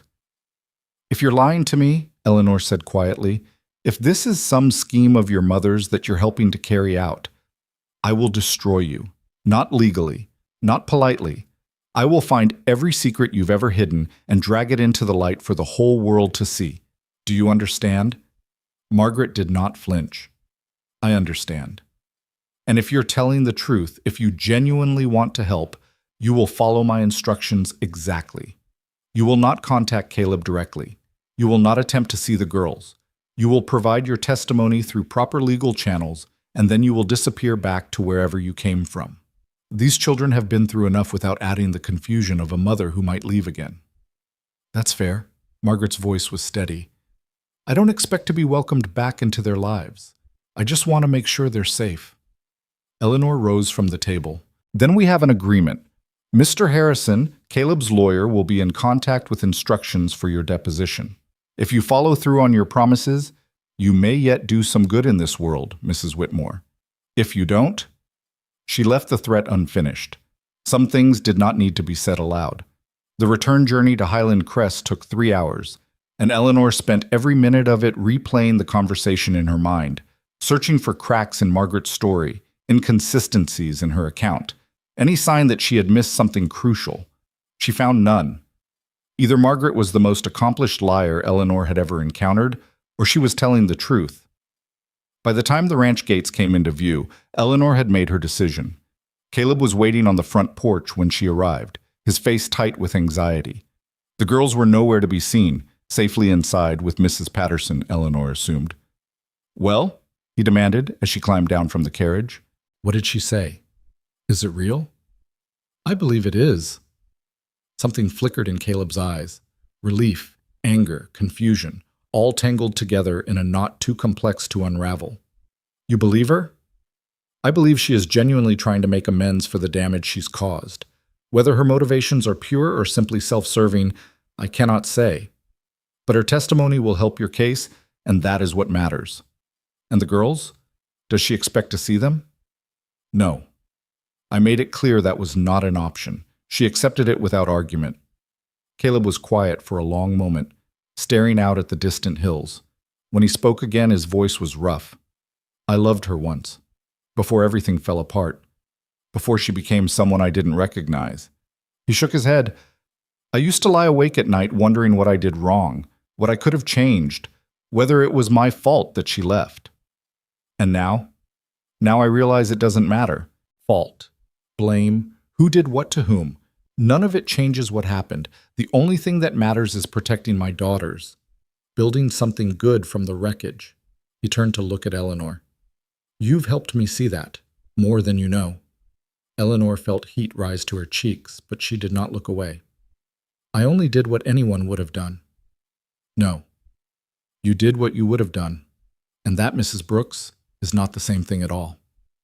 They stood there on the porch as the sun began to set, painting the sky in shades of gold and crimson. Neither spoke. Neither needed to. Something had shifted between them, something that had been building since the day Eleanor first appeared at those iron gates, ragged and hungry and refusing to beg. It was not love, not yet, but it was the soil from which love might grow, given time and care. The custody hearing was 5 days away. The battle was far from over. But for the first time since the nightmare began, Eleanor allowed herself to believe that they might actually win. The evening before the hearing, Eleanor found Martha sitting alone in the library, staring at the empty fireplace with an expression that seemed far too old for her 9 years. "Can't sleep?" Eleanor asked softly, settling into the chair beside her. Martha shook her head. "Every time I close my eyes, I see her. Grandmother. Standing in front of a judge, telling lies about father, saying he doesn't love us, saying we'd be better off with her. Her hands clenched into fists in her lap. I hate her." "I know. Do you think she'll win?" Eleanor considered the question carefully. "I think your father has a strong case. I think Margaret's testimony will help. And I think that when the judge hears you and Lucy speak, when he sees how much you love your home and your father, he will make the right decision. But you're not sure." "No one can be sure about anything, Martha. But being unsure doesn't mean giving up. It means fighting anyway, even when the outcome is uncertain." Martha was quiet for a moment, then very softly. "Mrs. Brooks, what happens to you if we lose?" The question caught Eleanor off guard. What do you mean? Father hired you to take care of us. If grandmother takes us away, you won't have a job anymore. You'll have to leave. Martha's voice trembled slightly. You'll have nowhere to go again. Eleanor felt something twist in her chest. This child, facing the possible destruction of everything she knew, was worried about what would happen to her governess. Martha, look at me. The girl raised her eyes. Whatever happens tomorrow, I am not leaving you. Even if the judge rules against your father, even if you have to go to Chicago, I will find a way to stay in your life. I will write to you. I will visit if I can. And if there is ever any way for me to help you come back home, I will move heaven and earth to make it happen. She reached out and took Martha's hand. You are not just a job to me. You and Lucy and your father, you have become my family. And family does not abandon each other, not ever. Martha stared at her for a long moment. Then, without warning, she threw herself into Eleanor's arms and began to cry. Great heaving sobs that seemed to come from somewhere deep inside her, released after months or years of being held back. Eleanor held her close, stroking her hair, murmuring soft words of comfort. And when the tears finally subsided and Martha fell asleep against her shoulder, Eleanor lifted her gently and carried her upstairs to her bed, tucking the blankets around her small form with a tenderness that surprised even herself. In the next bed, Lucy was already asleep, one arm wrapped around a pillow, the other clutching a small stuffed horse that had seen better days. Eleanor stood there for a moment, looking at these two wounded, beautiful girls who had somehow become the center of her world. Tomorrow would bring the fight of their lives. Tomorrow, everything they had built, every small victory, every moment of connection, every fragile thread of trust, would be put to the test. But tonight, they were safe. Tonight, they were loved. And tomorrow, Eleanor would make sure the whole world knew it. The morning of the hearing dawned gray and cold, with clouds hanging low over the mountains like a shroud. Eleanor was awake before the sun, standing at her window and watching the first pale light creep across the frosted pastures. She had not slept more than a few hours, her mind churning through every possible outcome, every argument, every way this day could go wrong. Behind her, the house was slowly coming to life. She could hear Mrs. Patterson moving in the kitchen below, the clatter of pots and the smell of coffee drifting up through the floorboards. Somewhere down the hall, one of the girls coughed in her sleep. This was it. Everything they had fought for, everything they had endured, came down to today. Eleanor dressed carefully in the best clothes she owned, the same gray dress she had worn on her first day at Highland Crest, now cleaned and pressed until it looked almost respectable. She pinned her hair back severely, checked her reflection in the small mirror, and went to wake the girls. Martha was already awake, sitting on the edge of her bed with her hands folded in her lap. She was wearing the blue dress that had belonged to her mother, the one she had refused to touch for 2 years, until last night when she had pulled it from the back of her wardrobe and announced that she wanted to wear it to the hearing. It's not because I forgive her, Martha had said quietly, smoothing the fabric with trembling hands. It's because I want grandmother to see that I'm not afraid, that I'm not ashamed of who I am or where I come from. Now, in the gray morning light, she looked older than her 9 years, older and fiercer and more determined than any child should have to be. Are you ready? Eleanor asked. Martha nodded. I've been practicing what I'm going to say, all night, in my head. You don't have to memorize anything, sweetheart. Just tell the truth. I know, but I want to get it right. I want them to understand. Martha's dark eyes met Eleanor's. I want them to know what Father has done for us, what you've done. I want them to see. Eleanor crossed to her and knelt down, taking both of Martha's hands in her own. They will see, Martha. I promise you, they will see. Lucy was harder to wake. She had been restless all night, plagued by dreams she would not describe. And when Eleanor finally coaxed her out of bed, she clung to Eleanor's hand with a grip that spoke of deep, wordless fear. I don't want to go, Lucy whispered. I don't want to talk to the judge. What if I say something wrong? You won't say anything wrong, Eleanor assured her. You're just going to tell him about your life, about your home and your father and what makes you happy. That's all. But what if he doesn't believe me? Then we'll make him believe. Together. Eleanor smoothed Lucy's tangled hair away from her face. You're the bravest little girl I have ever met, Lucy Whitmore.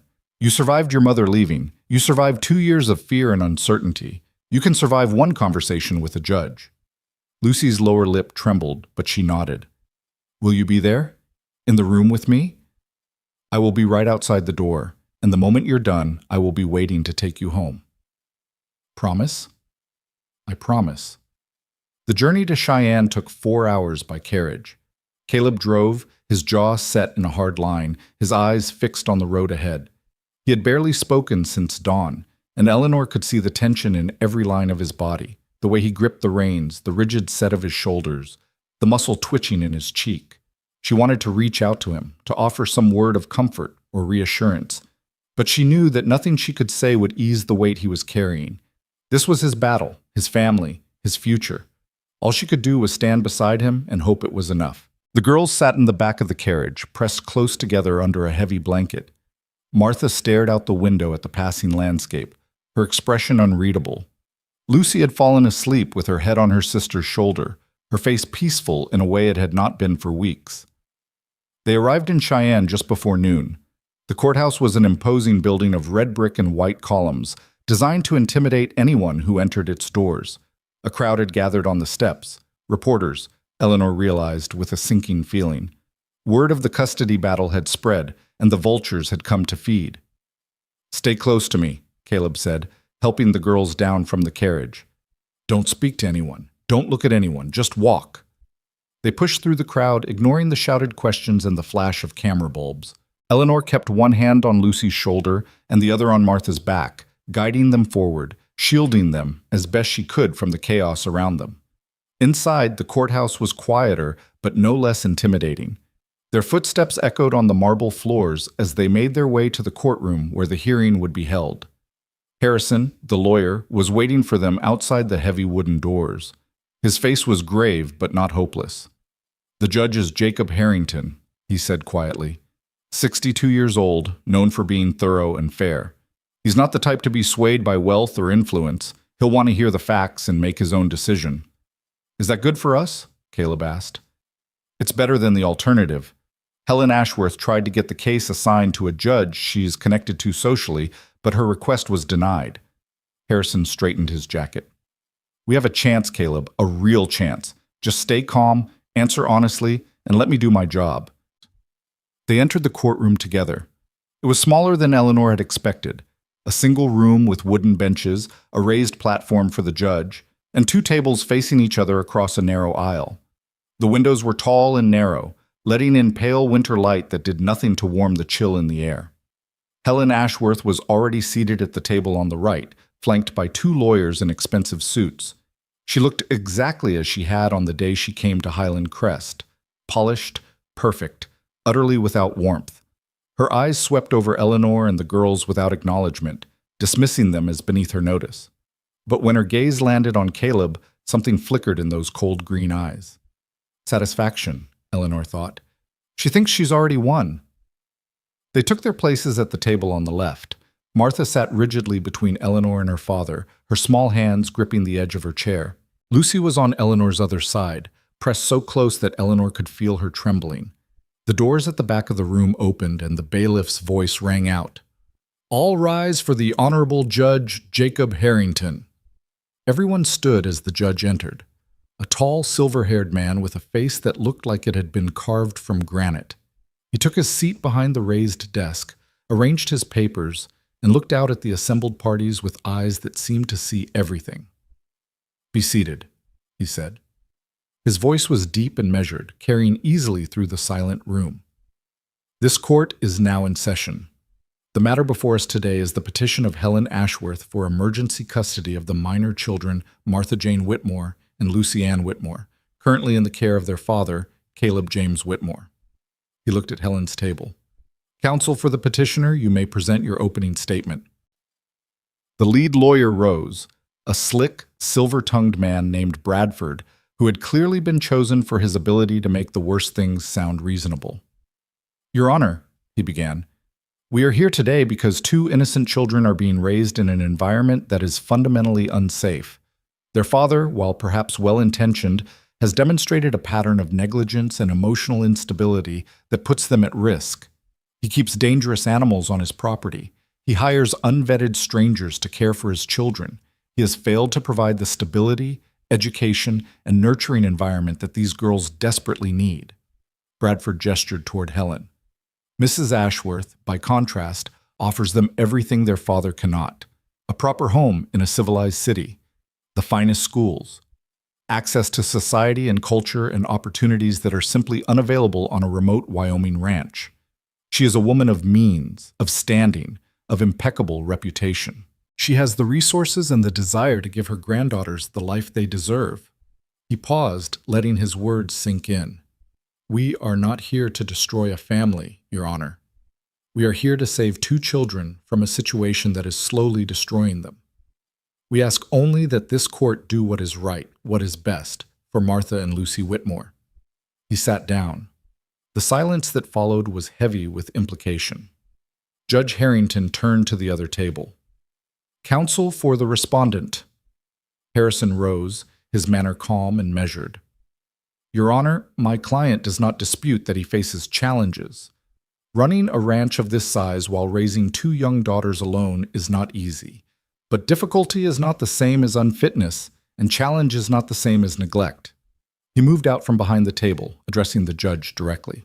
The petitioner asked this court to remove 2 children from the only home they have ever known, from the father who has loved and cared for them since birth, and place them in the custody of a grandmother who has shown virtually no interest in their welfare until now. A grandmother who, by her own daughter's account, was a cold and controlling parent who drove her child away and has spent the years since nursing grievances rather than building relationships. A murmur rippled through the small room. Eleanor saw Helen's face tighten. We will present evidence today that Mrs. Ashworth's petition is not motivated by concern for her grandchildren, but by a desire to punish her former son-in-law for a marriage that did not meet her expectations. We will show that the so-called dangerous environment at Highland Crest Ranch is nothing more than a working family property where children are taught responsibility, hard work, and the value of honest labor. And we will demonstrate that the unvetted stranger Mrs. Ashworth's counsel mentioned is in fact a woman of extraordinary character who has become an invaluable part of this family's life. Harrison returned to his seat. The respondent asks only that this court look beyond the petitioner's wealth and influence and see the truth, that Martha and Lucy Whitmore belong with their father, in their home, living the life they have chosen for themselves. Judge Harrington made a note on his papers. The court will now hear testimony. Petitioner may call their first witness. What followed was 3 hours of carefully orchestrated character assassination. Bradford called witness after witness, former employees of Highland Crest who testified to Caleb's volatile temper and neglectful parenting. A doctor who described Jim's injuries from Storm's kick in lurid detail, implying that the children could have been hurt just as easily. A school teacher from town who expressed concern about Martha's social isolation and inappropriate maturity for her age. Each witness was cross-examined by Harrison, but the damage accumulated like water dripping on stone. By the time Bradford called his final witness, Eleanor could see the doubt creeping into Judge Harrington's eyes. The petitioner calls Margaret Whitmore. Eleanor's head snapped up. Beside her, Caleb went rigid. Margaret walked into the courtroom from a side door, her face pale but composed. She was dressed simply in a dark blue traveling suit that made her look younger than her years. She did not look at Caleb or the girls. She did not look at her mother. She walked to the witness stand, took the oath, and sat down. Bradford approached her with a smile that did not reach his eyes. Mrs. Whitmore, thank you for being here today. I wasn't given much choice. Margaret's voice was steady, but Eleanor could hear the tension underneath. Let's begin with your relationship with your former husband. Would you describe your marriage as happy? No, I would not. Can you elaborate? Margaret took a breath. Caleb is a good man, but he was not a good husband. He was distant, preoccupied, more interested in his work than in his family. I felt invisible in my own home. And is that why you left? Partly. I also made mistakes of my own. I was young and unhappy, and I made choices I am not proud of. Bradford nodded sympathetically. And now, looking back, Do you believe your daughters are safe in their father's care? The room went very still. Margaret looked up directly at the judge. My daughters are not safe anywhere near my mother. The silence that followed was absolute. Bradford's face went slack with shock. Helen Ashworth half rose from her seat, her mouth opening in outrage. Judge Harrington leaned forward, his eyes sharp. Explain that statement, Mrs. Whitmore, he said.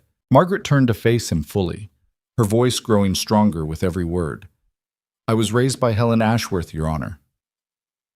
I know exactly what kind of home she provides. It is a home without warmth, without affection, without any regard for the feelings or needs of children. I was treated as a possession, an ornament, a reflection of her own ambitions.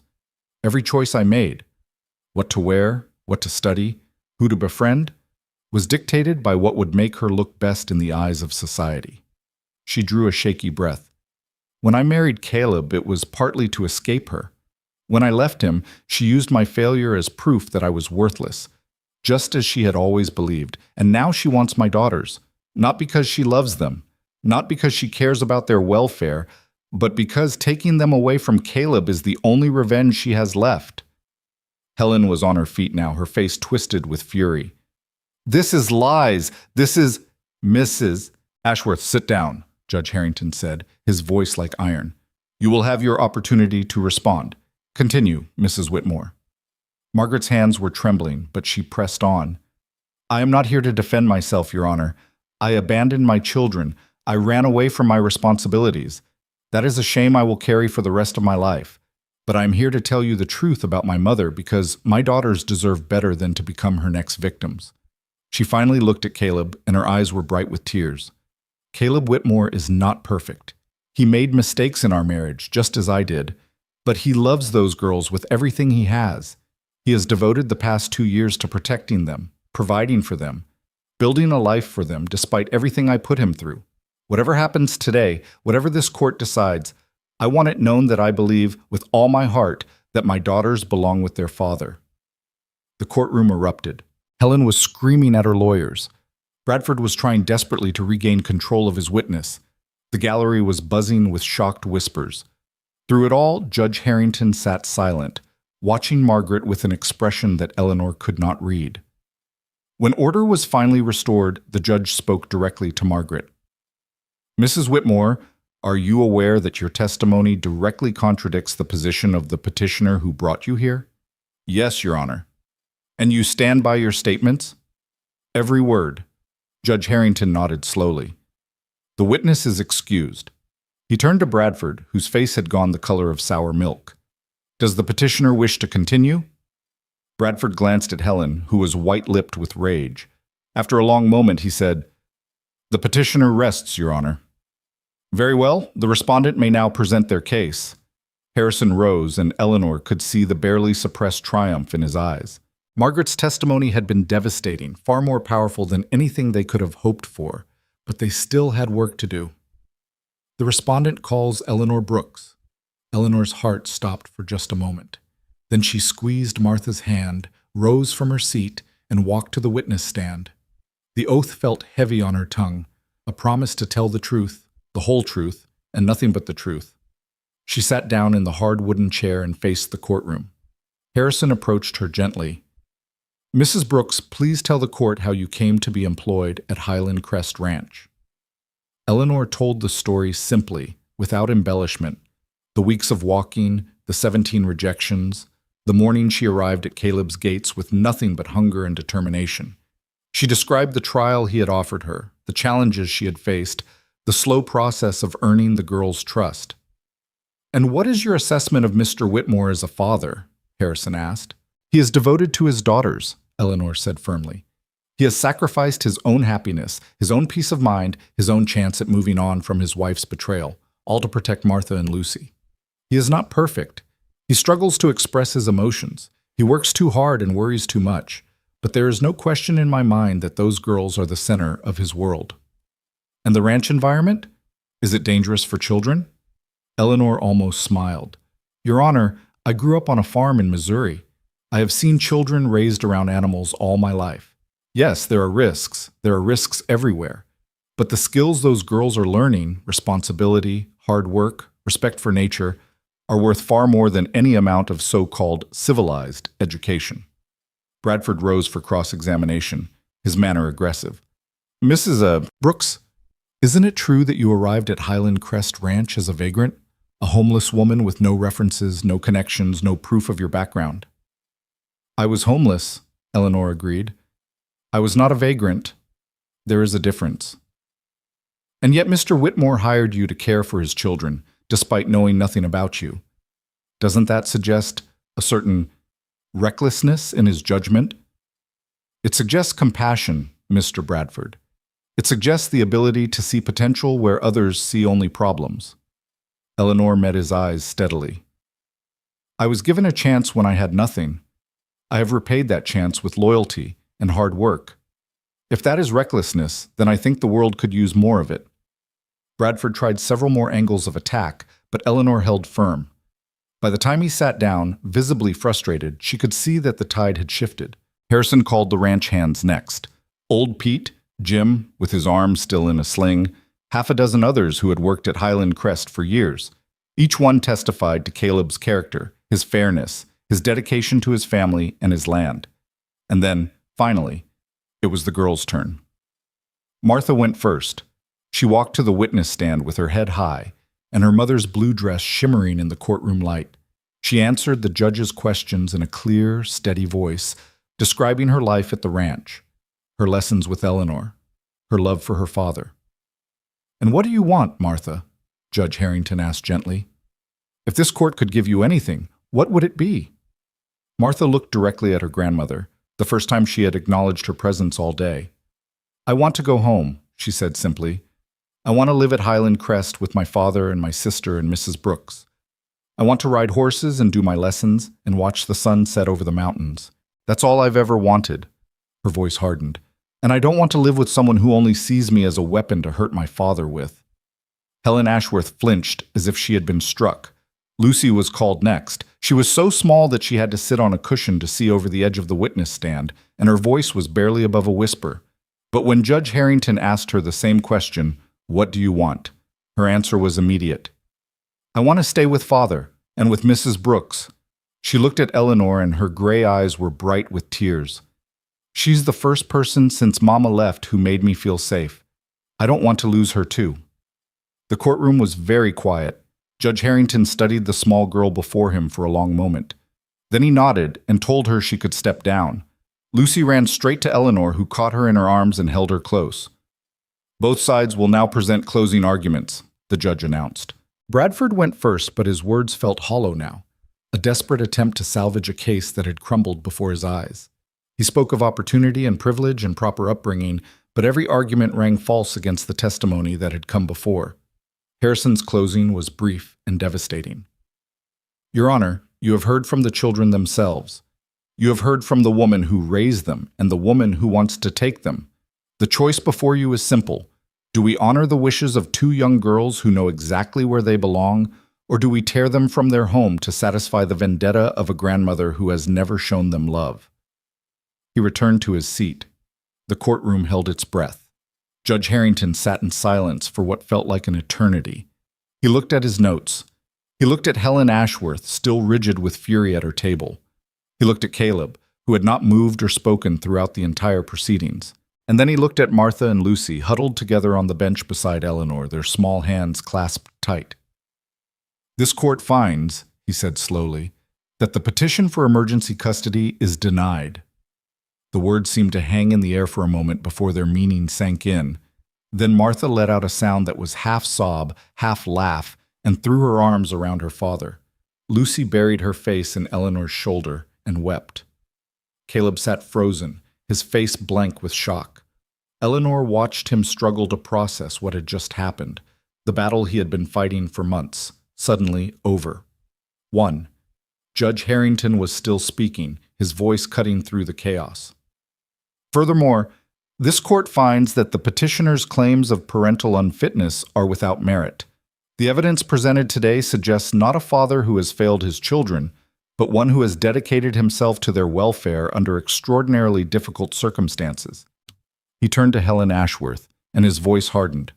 Mrs. Ashworth, this court is deeply troubled by the tactics employed in pursuit of this petition. The intimidation of witnesses, the manipulation of evidence, the apparent attempt to use your own daughter as an unwitting tool against her former husband. These are not the actions of someone motivated by concern for children. They are the actions of someone motivated by spite. Helen's face had gone white. Her lawyers were whispering urgently, but she did not seem to hear them. I am referring this matter to the district attorney for investigation, Judge Harrington continued. If evidence of criminal conduct is found, charges may follow. He paused. Court is adjourned. The gavel fell. The room exploded into noise and motion, but Eleanor barely noticed. She was too busy holding Lucy, watching Caleb embrace his daughters, feeling the weight of months of fear and tension finally begin to lift from her shoulders. They had won. Against all odds, against wealth and power, and a grandmother's vengeance, they had won. The journey home felt different. The same road, the same carriage, the same gray winter landscape stretching out in every direction. But the air inside the carriage was lighter somehow, charged with a relief so profound it was almost dizzying. The girls fell asleep within the first hour, exhausted by the emotional toll of the day. They lay curled together on the bench seat, Martha's arm wrapped protectively around her little sister, their faces peaceful for the first time in weeks. Eleanor sat across from them, watching the rise and fall of their breathing, and felt something shift in her chest. A knot she had not even realized was there, slowly beginning to unravel. Caleb was silent for most of the journey, his eyes fixed on the road ahead.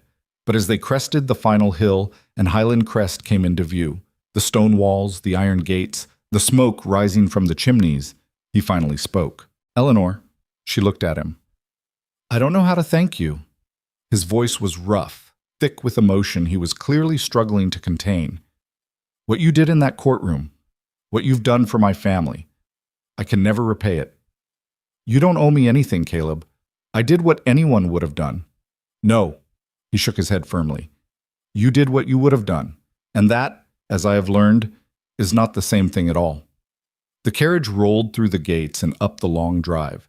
Mrs. Patterson was waiting on the porch, her face anxious until she saw the smiles, and then she pressed her hand to her heart and turned away to hide her tears. The girls woke as the carriage stopped, blinking in confusion until they realized they were home. Then Lucy scrambled down and ran toward the house, shouting for Mrs. Patterson, while Martha followed at a more dignified pace. Eleanor moved to follow them, but Caleb's hand on her arm stopped her. Wait. She turned back to find him looking at her with an expression she had never seen before, open, vulnerable, stripped of all the walls he had built around himself. I meant what I said, he told her quietly. I don't know how to thank you, but I know I want to try. I know I want... He stopped, searching for words. I know I don't want you to leave, ever. I know that these past weeks, watching you with my daughters, watching you fight for my family, I know it's changed something in me, something I thought was dead. Eleanor's heart was pounding. Caleb, I'm not asking for anything, he said quickly.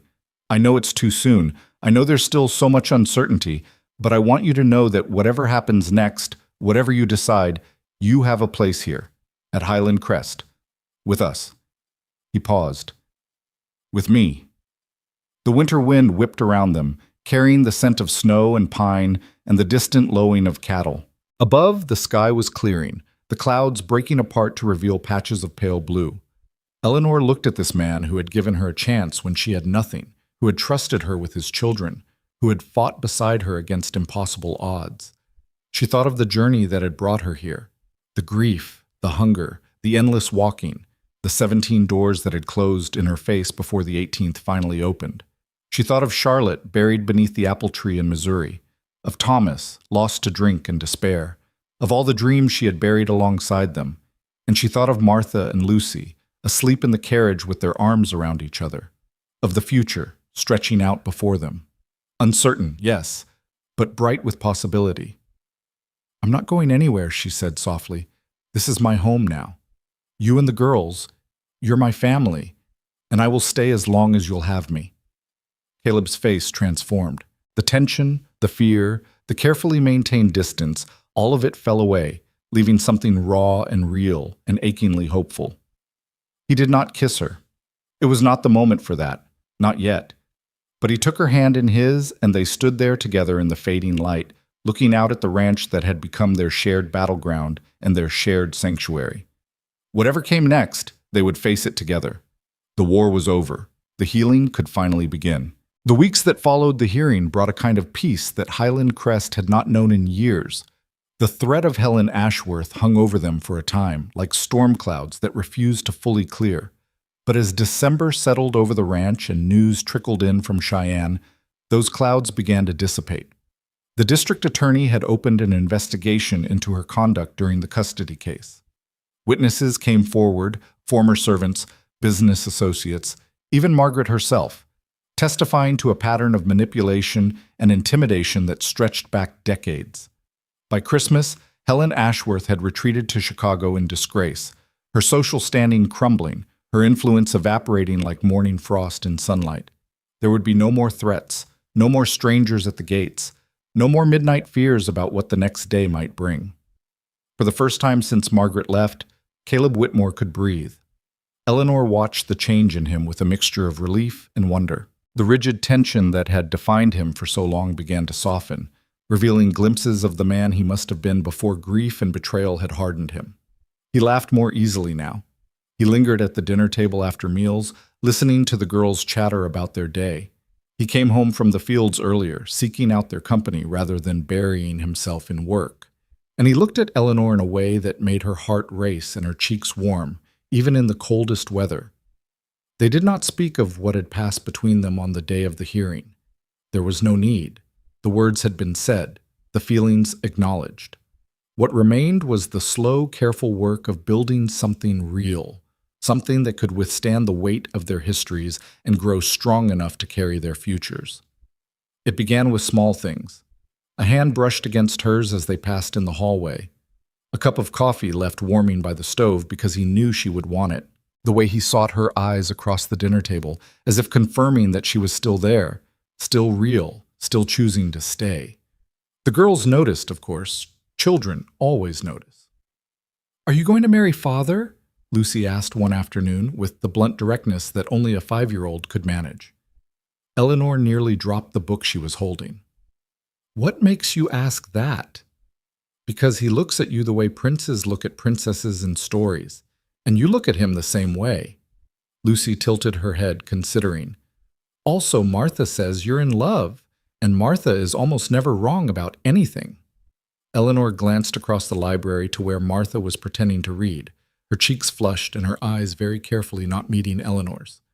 "I think," Eleanor said slowly, choosing her words with care, "that your father and I care about each other very much. But marriage is a big decision. It takes time." "How much time?" "I don't know yet, sweetheart.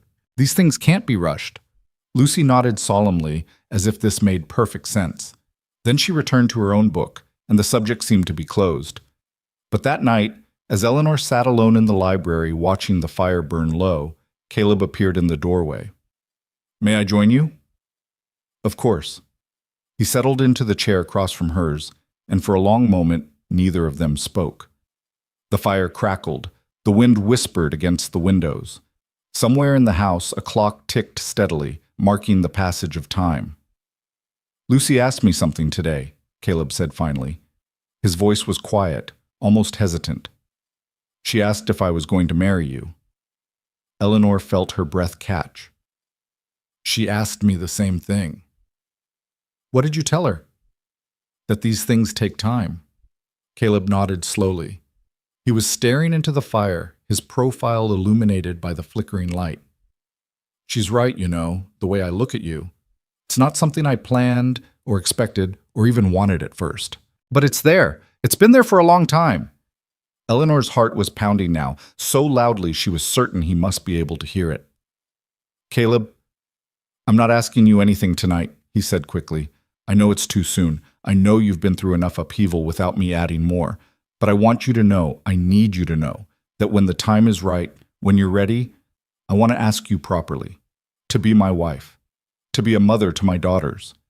To build a life together, here, on this land that means everything to me." He turned to look at her then, and his eyes were bright with something that might have been hope, or fear, or love. I just need to know if that's something you might want too. Someday. Eleanor rose from her chair and crossed to him. She knelt beside his seat, taking his hands in hers, feeling the roughness of his palms and the warmth of his skin. I walked for 3 weeks to get here, she said softly. I knocked on 18 doors before I found one that would open. I have spent my whole life searching for a place where I belonged, for people who would see me as I am and want me anyway. She looked up at him, and her eyes were wet with tears she did not try to hide. I found that here, with you, with your daughters. This is my home, Caleb. You are my home. And yes, someday, when the time is right, I would be honored to be your wife. He pulled her up into his arms then, holding her close against his chest, and Eleanor felt something inside her that had been broken for so long finally begin to heal. The grief was still there. It would always be there, a part of her like the color of her eyes or the sound of her voice. But it no longer defined her. It no longer held her prisoner. She had found something worth living for, something worth fighting for, something worth staying for. And she was never going to let it go. Winter deepened into January, bringing heavy snows that blanketed the ranch in white. The world grew smaller during those cold weeks, contracted to the warmth of the main house, the circle of firelight, the small universe of 5 people learning to be a family. Mrs. Patterson cooked enormous meals that steamed in the cold air. The girls had snowball fights in the yard and came inside with red cheeks and wet mittens, laughing in a way Eleanor had never heard before. Even Storm seemed calmer, as if the change in the household had somehow reached him too. Caleb spent hours in the barn with the wild stallion, not trying to break him or tame him, but simply being present, earning trust, inch by careful inch. He let me touch his nose today, Caleb reported one evening, his face alight with quiet triumph. Just for a moment before he pulled away, but it was something. That's wonderful, Eleanor said. What changed? Caleb considered the question. I stopped trying to make him into something he's not. I stopped seeing his wildness as a problem to be solved and started seeing it as part of who he is. Once I did that, he shrugged. It was like he knew, like he could finally trust that I wasn't going to hurt him. Eleanor smiled. Sounds like someone else I know. He looked at her, understanding dawning in his eyes. The girls? All 3 of you, actually. She reached across the table and took his hand. You've all been so hurt, so guarded, so afraid to let anyone in. But you're learning to trust again, all of you. And it's beautiful to watch. Caleb turned her hand over in his, tracing the lines of her palm with his thumb. You make it sound like I did something remarkable. All I did was stop running away. Sometimes that's the hardest thing in the world. February brought the first hints of thaw, and with them, an unexpected visitor. Eleanor was in the kitchen with Mrs. Patterson. When the sound of hoofbeats reached them, not the thundering approach of urgency, but the steady rhythm of a single rider taking their time, she went to the window and felt her breath catch in her throat. Margaret Whitmore sat on a rented horse at the edge of the yard, looking up at the house with an expression of profound uncertainty. She was thinner than she had been at the trial, her face pale and drawn, and she made no move to dismount. Eleanor dried her hands on her apron and went outside. For a long moment, the 2 women simply looked at each other. The wife who had left and the woman who had stayed, connected by the children they both loved and the man they had both, in different ways, tried to save. I shouldn't have come, Margaret said finally. Her voice was hoarse, as if she had not spoken in days. I promised I would stay away. You did. I know, She drew a shaky breath. I needed to see it. The house. The ranch. I needed to know they were happy. Eleanor considered her words carefully. They are happy. Happier than they've been in a long time. Margaret nodded, her eyes bright with tears she was trying not to shed. And you? Are you staying? I'm staying. Good. That's good. Margaret gathered her reins, preparing to leave. I won't come back. I needed to know. Margaret, wait.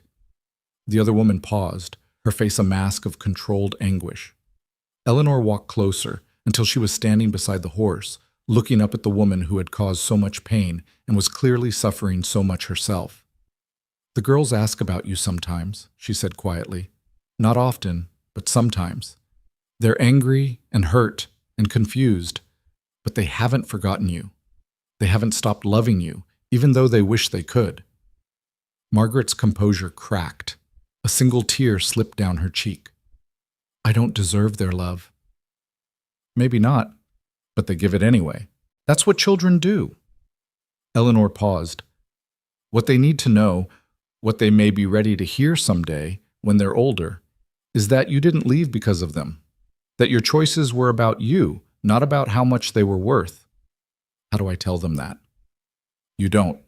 Not yet. But you could write to them.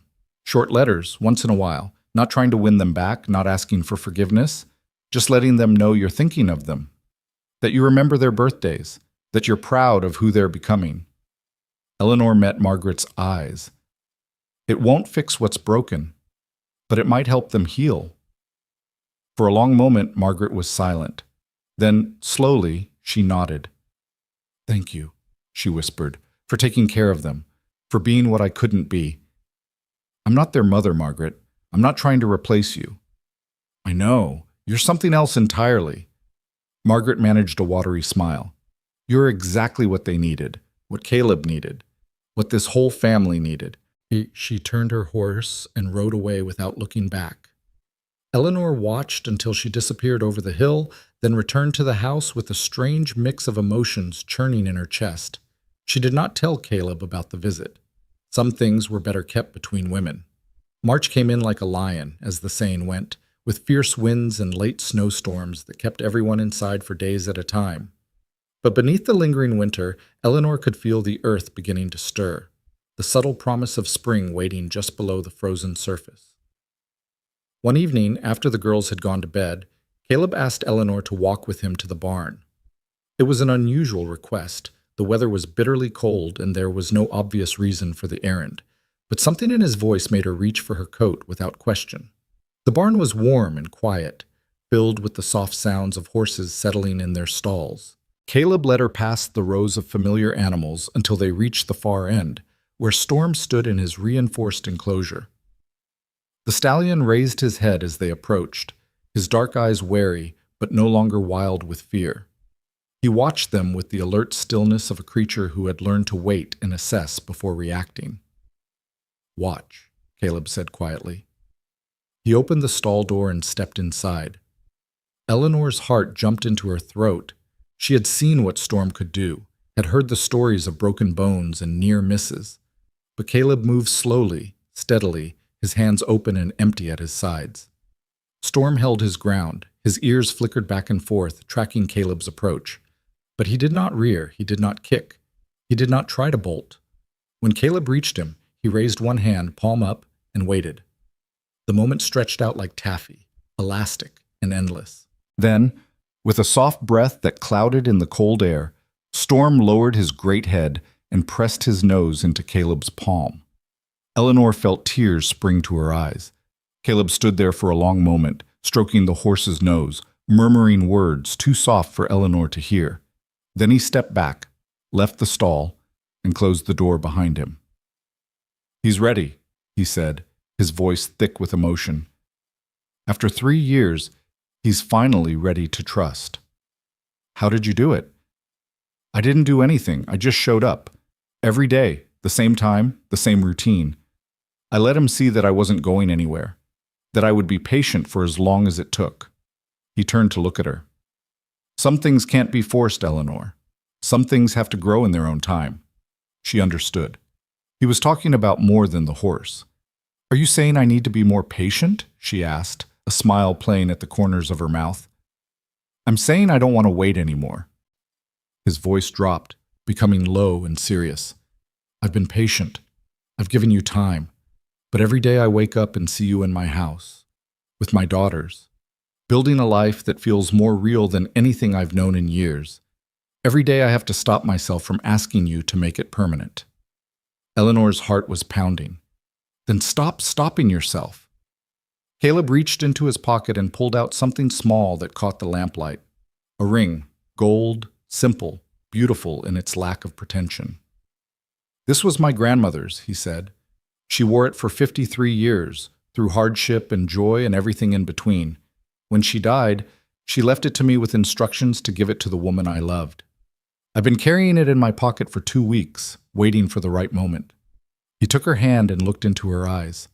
"Eleanor Brooks, I have loved you since the day you stood on my porch in rags and refused to beg. I have loved you through trials and battles and the slow, sacred work of becoming a family. I will love you for the rest of my life, however long that may be." He drew a breath. "Will you marry me?" Eleanor looked at the ring in his palm, at the hope and fear mingled in his eyes, at this man who had taken a chance on her when she had nothing and helped her become something more. "Yes," she said, and her voice was steady even as tears streamed down her face. "Yes, I will marry you." He slipped the ring onto her finger, and it fit perfectly, as if it had been waiting for her all along. Then he pulled her into his arms and kissed her, and the horses whickered softly in their stalls, and the wind howled outside, and none of it mattered because they were together, finally and completely together, and nothing would ever separate them again. The wedding took place on the first truly warm day of spring. They held it in the meadow behind the main house, where wildflowers were just beginning to push through the new grass, and the mountains rose in the distance like ancient witnesses. Mrs. Patterson had worked for weeks on the food, a feast fit for a celebration, she insisted, and would hear no argument about expense or modesty. The guests were few but dear. The ranch hands who had become family, old Pete, who gave Eleanor away since she had no father to do it, the minister from town who had known Caleb since childhood. Margaret did not come, but she sent a letter that arrived the morning of the wedding, wishing them happiness and promising to remember the date always. Martha and Lucy stood beside Eleanor as she said her vows, their faces shining with a joy that seemed to light them from within. When the minister pronounced Caleb and Eleanor husband and wife, Lucy threw her arms around Eleanor's waist, and Martha wiped tears from her eyes with the same fierce dignity she brought to everything. "You're really staying now," Martha said later, as they sat together at the wedding feast. "Forever." "I was always going to stay, sweetheart. The wedding doesn't change that." "I know, but it makes it official." Martha paused, then added quietly, "Can I call you mother? Not instead of my real mother, but because you're my mother too now, in a different way." Eleanor felt her heart crack open and heal in the same breath. "I would be honored." Lucy, sitting on her other side, tugged at her sleeve. "Can I call you Mama? Martha gets to say mother, so I want to say something different." "You can call me whatever you want, my love." "Good." Lucy settled against her side with a contented sigh. "I've been practicing. Mama Eleanor. It sounds nice." The celebration lasted well into the evening, with music and dancing and toasts that grew increasingly emotional as the whiskey flowed.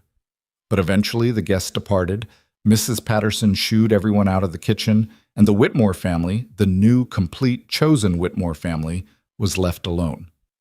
Caleb carried Lucy upstairs when she fell asleep on the couch, her flower crown askew, and her cheeks flushed with happiness. Martha followed Eleanor to her old room, where they had laid out her things before the wedding, and hesitated at the door. "Thank you," she said suddenly. "For what?" "For not giving up. When I was horrible to you, when I tried to drive you away, when I made everything as difficult as I possibly could, you stayed anyway. You kept showing up." Her voice wavered. "No one ever did that before. Not for us." Eleanor drew the girl into her arms and held her tight. "I will always show up, Martha. Always. No matter what." They stood there for a long moment, mother and daughter bound not by blood but by something stronger, by choice, by commitment, by the slow accumulation of shared days and shared struggles and shared triumphs.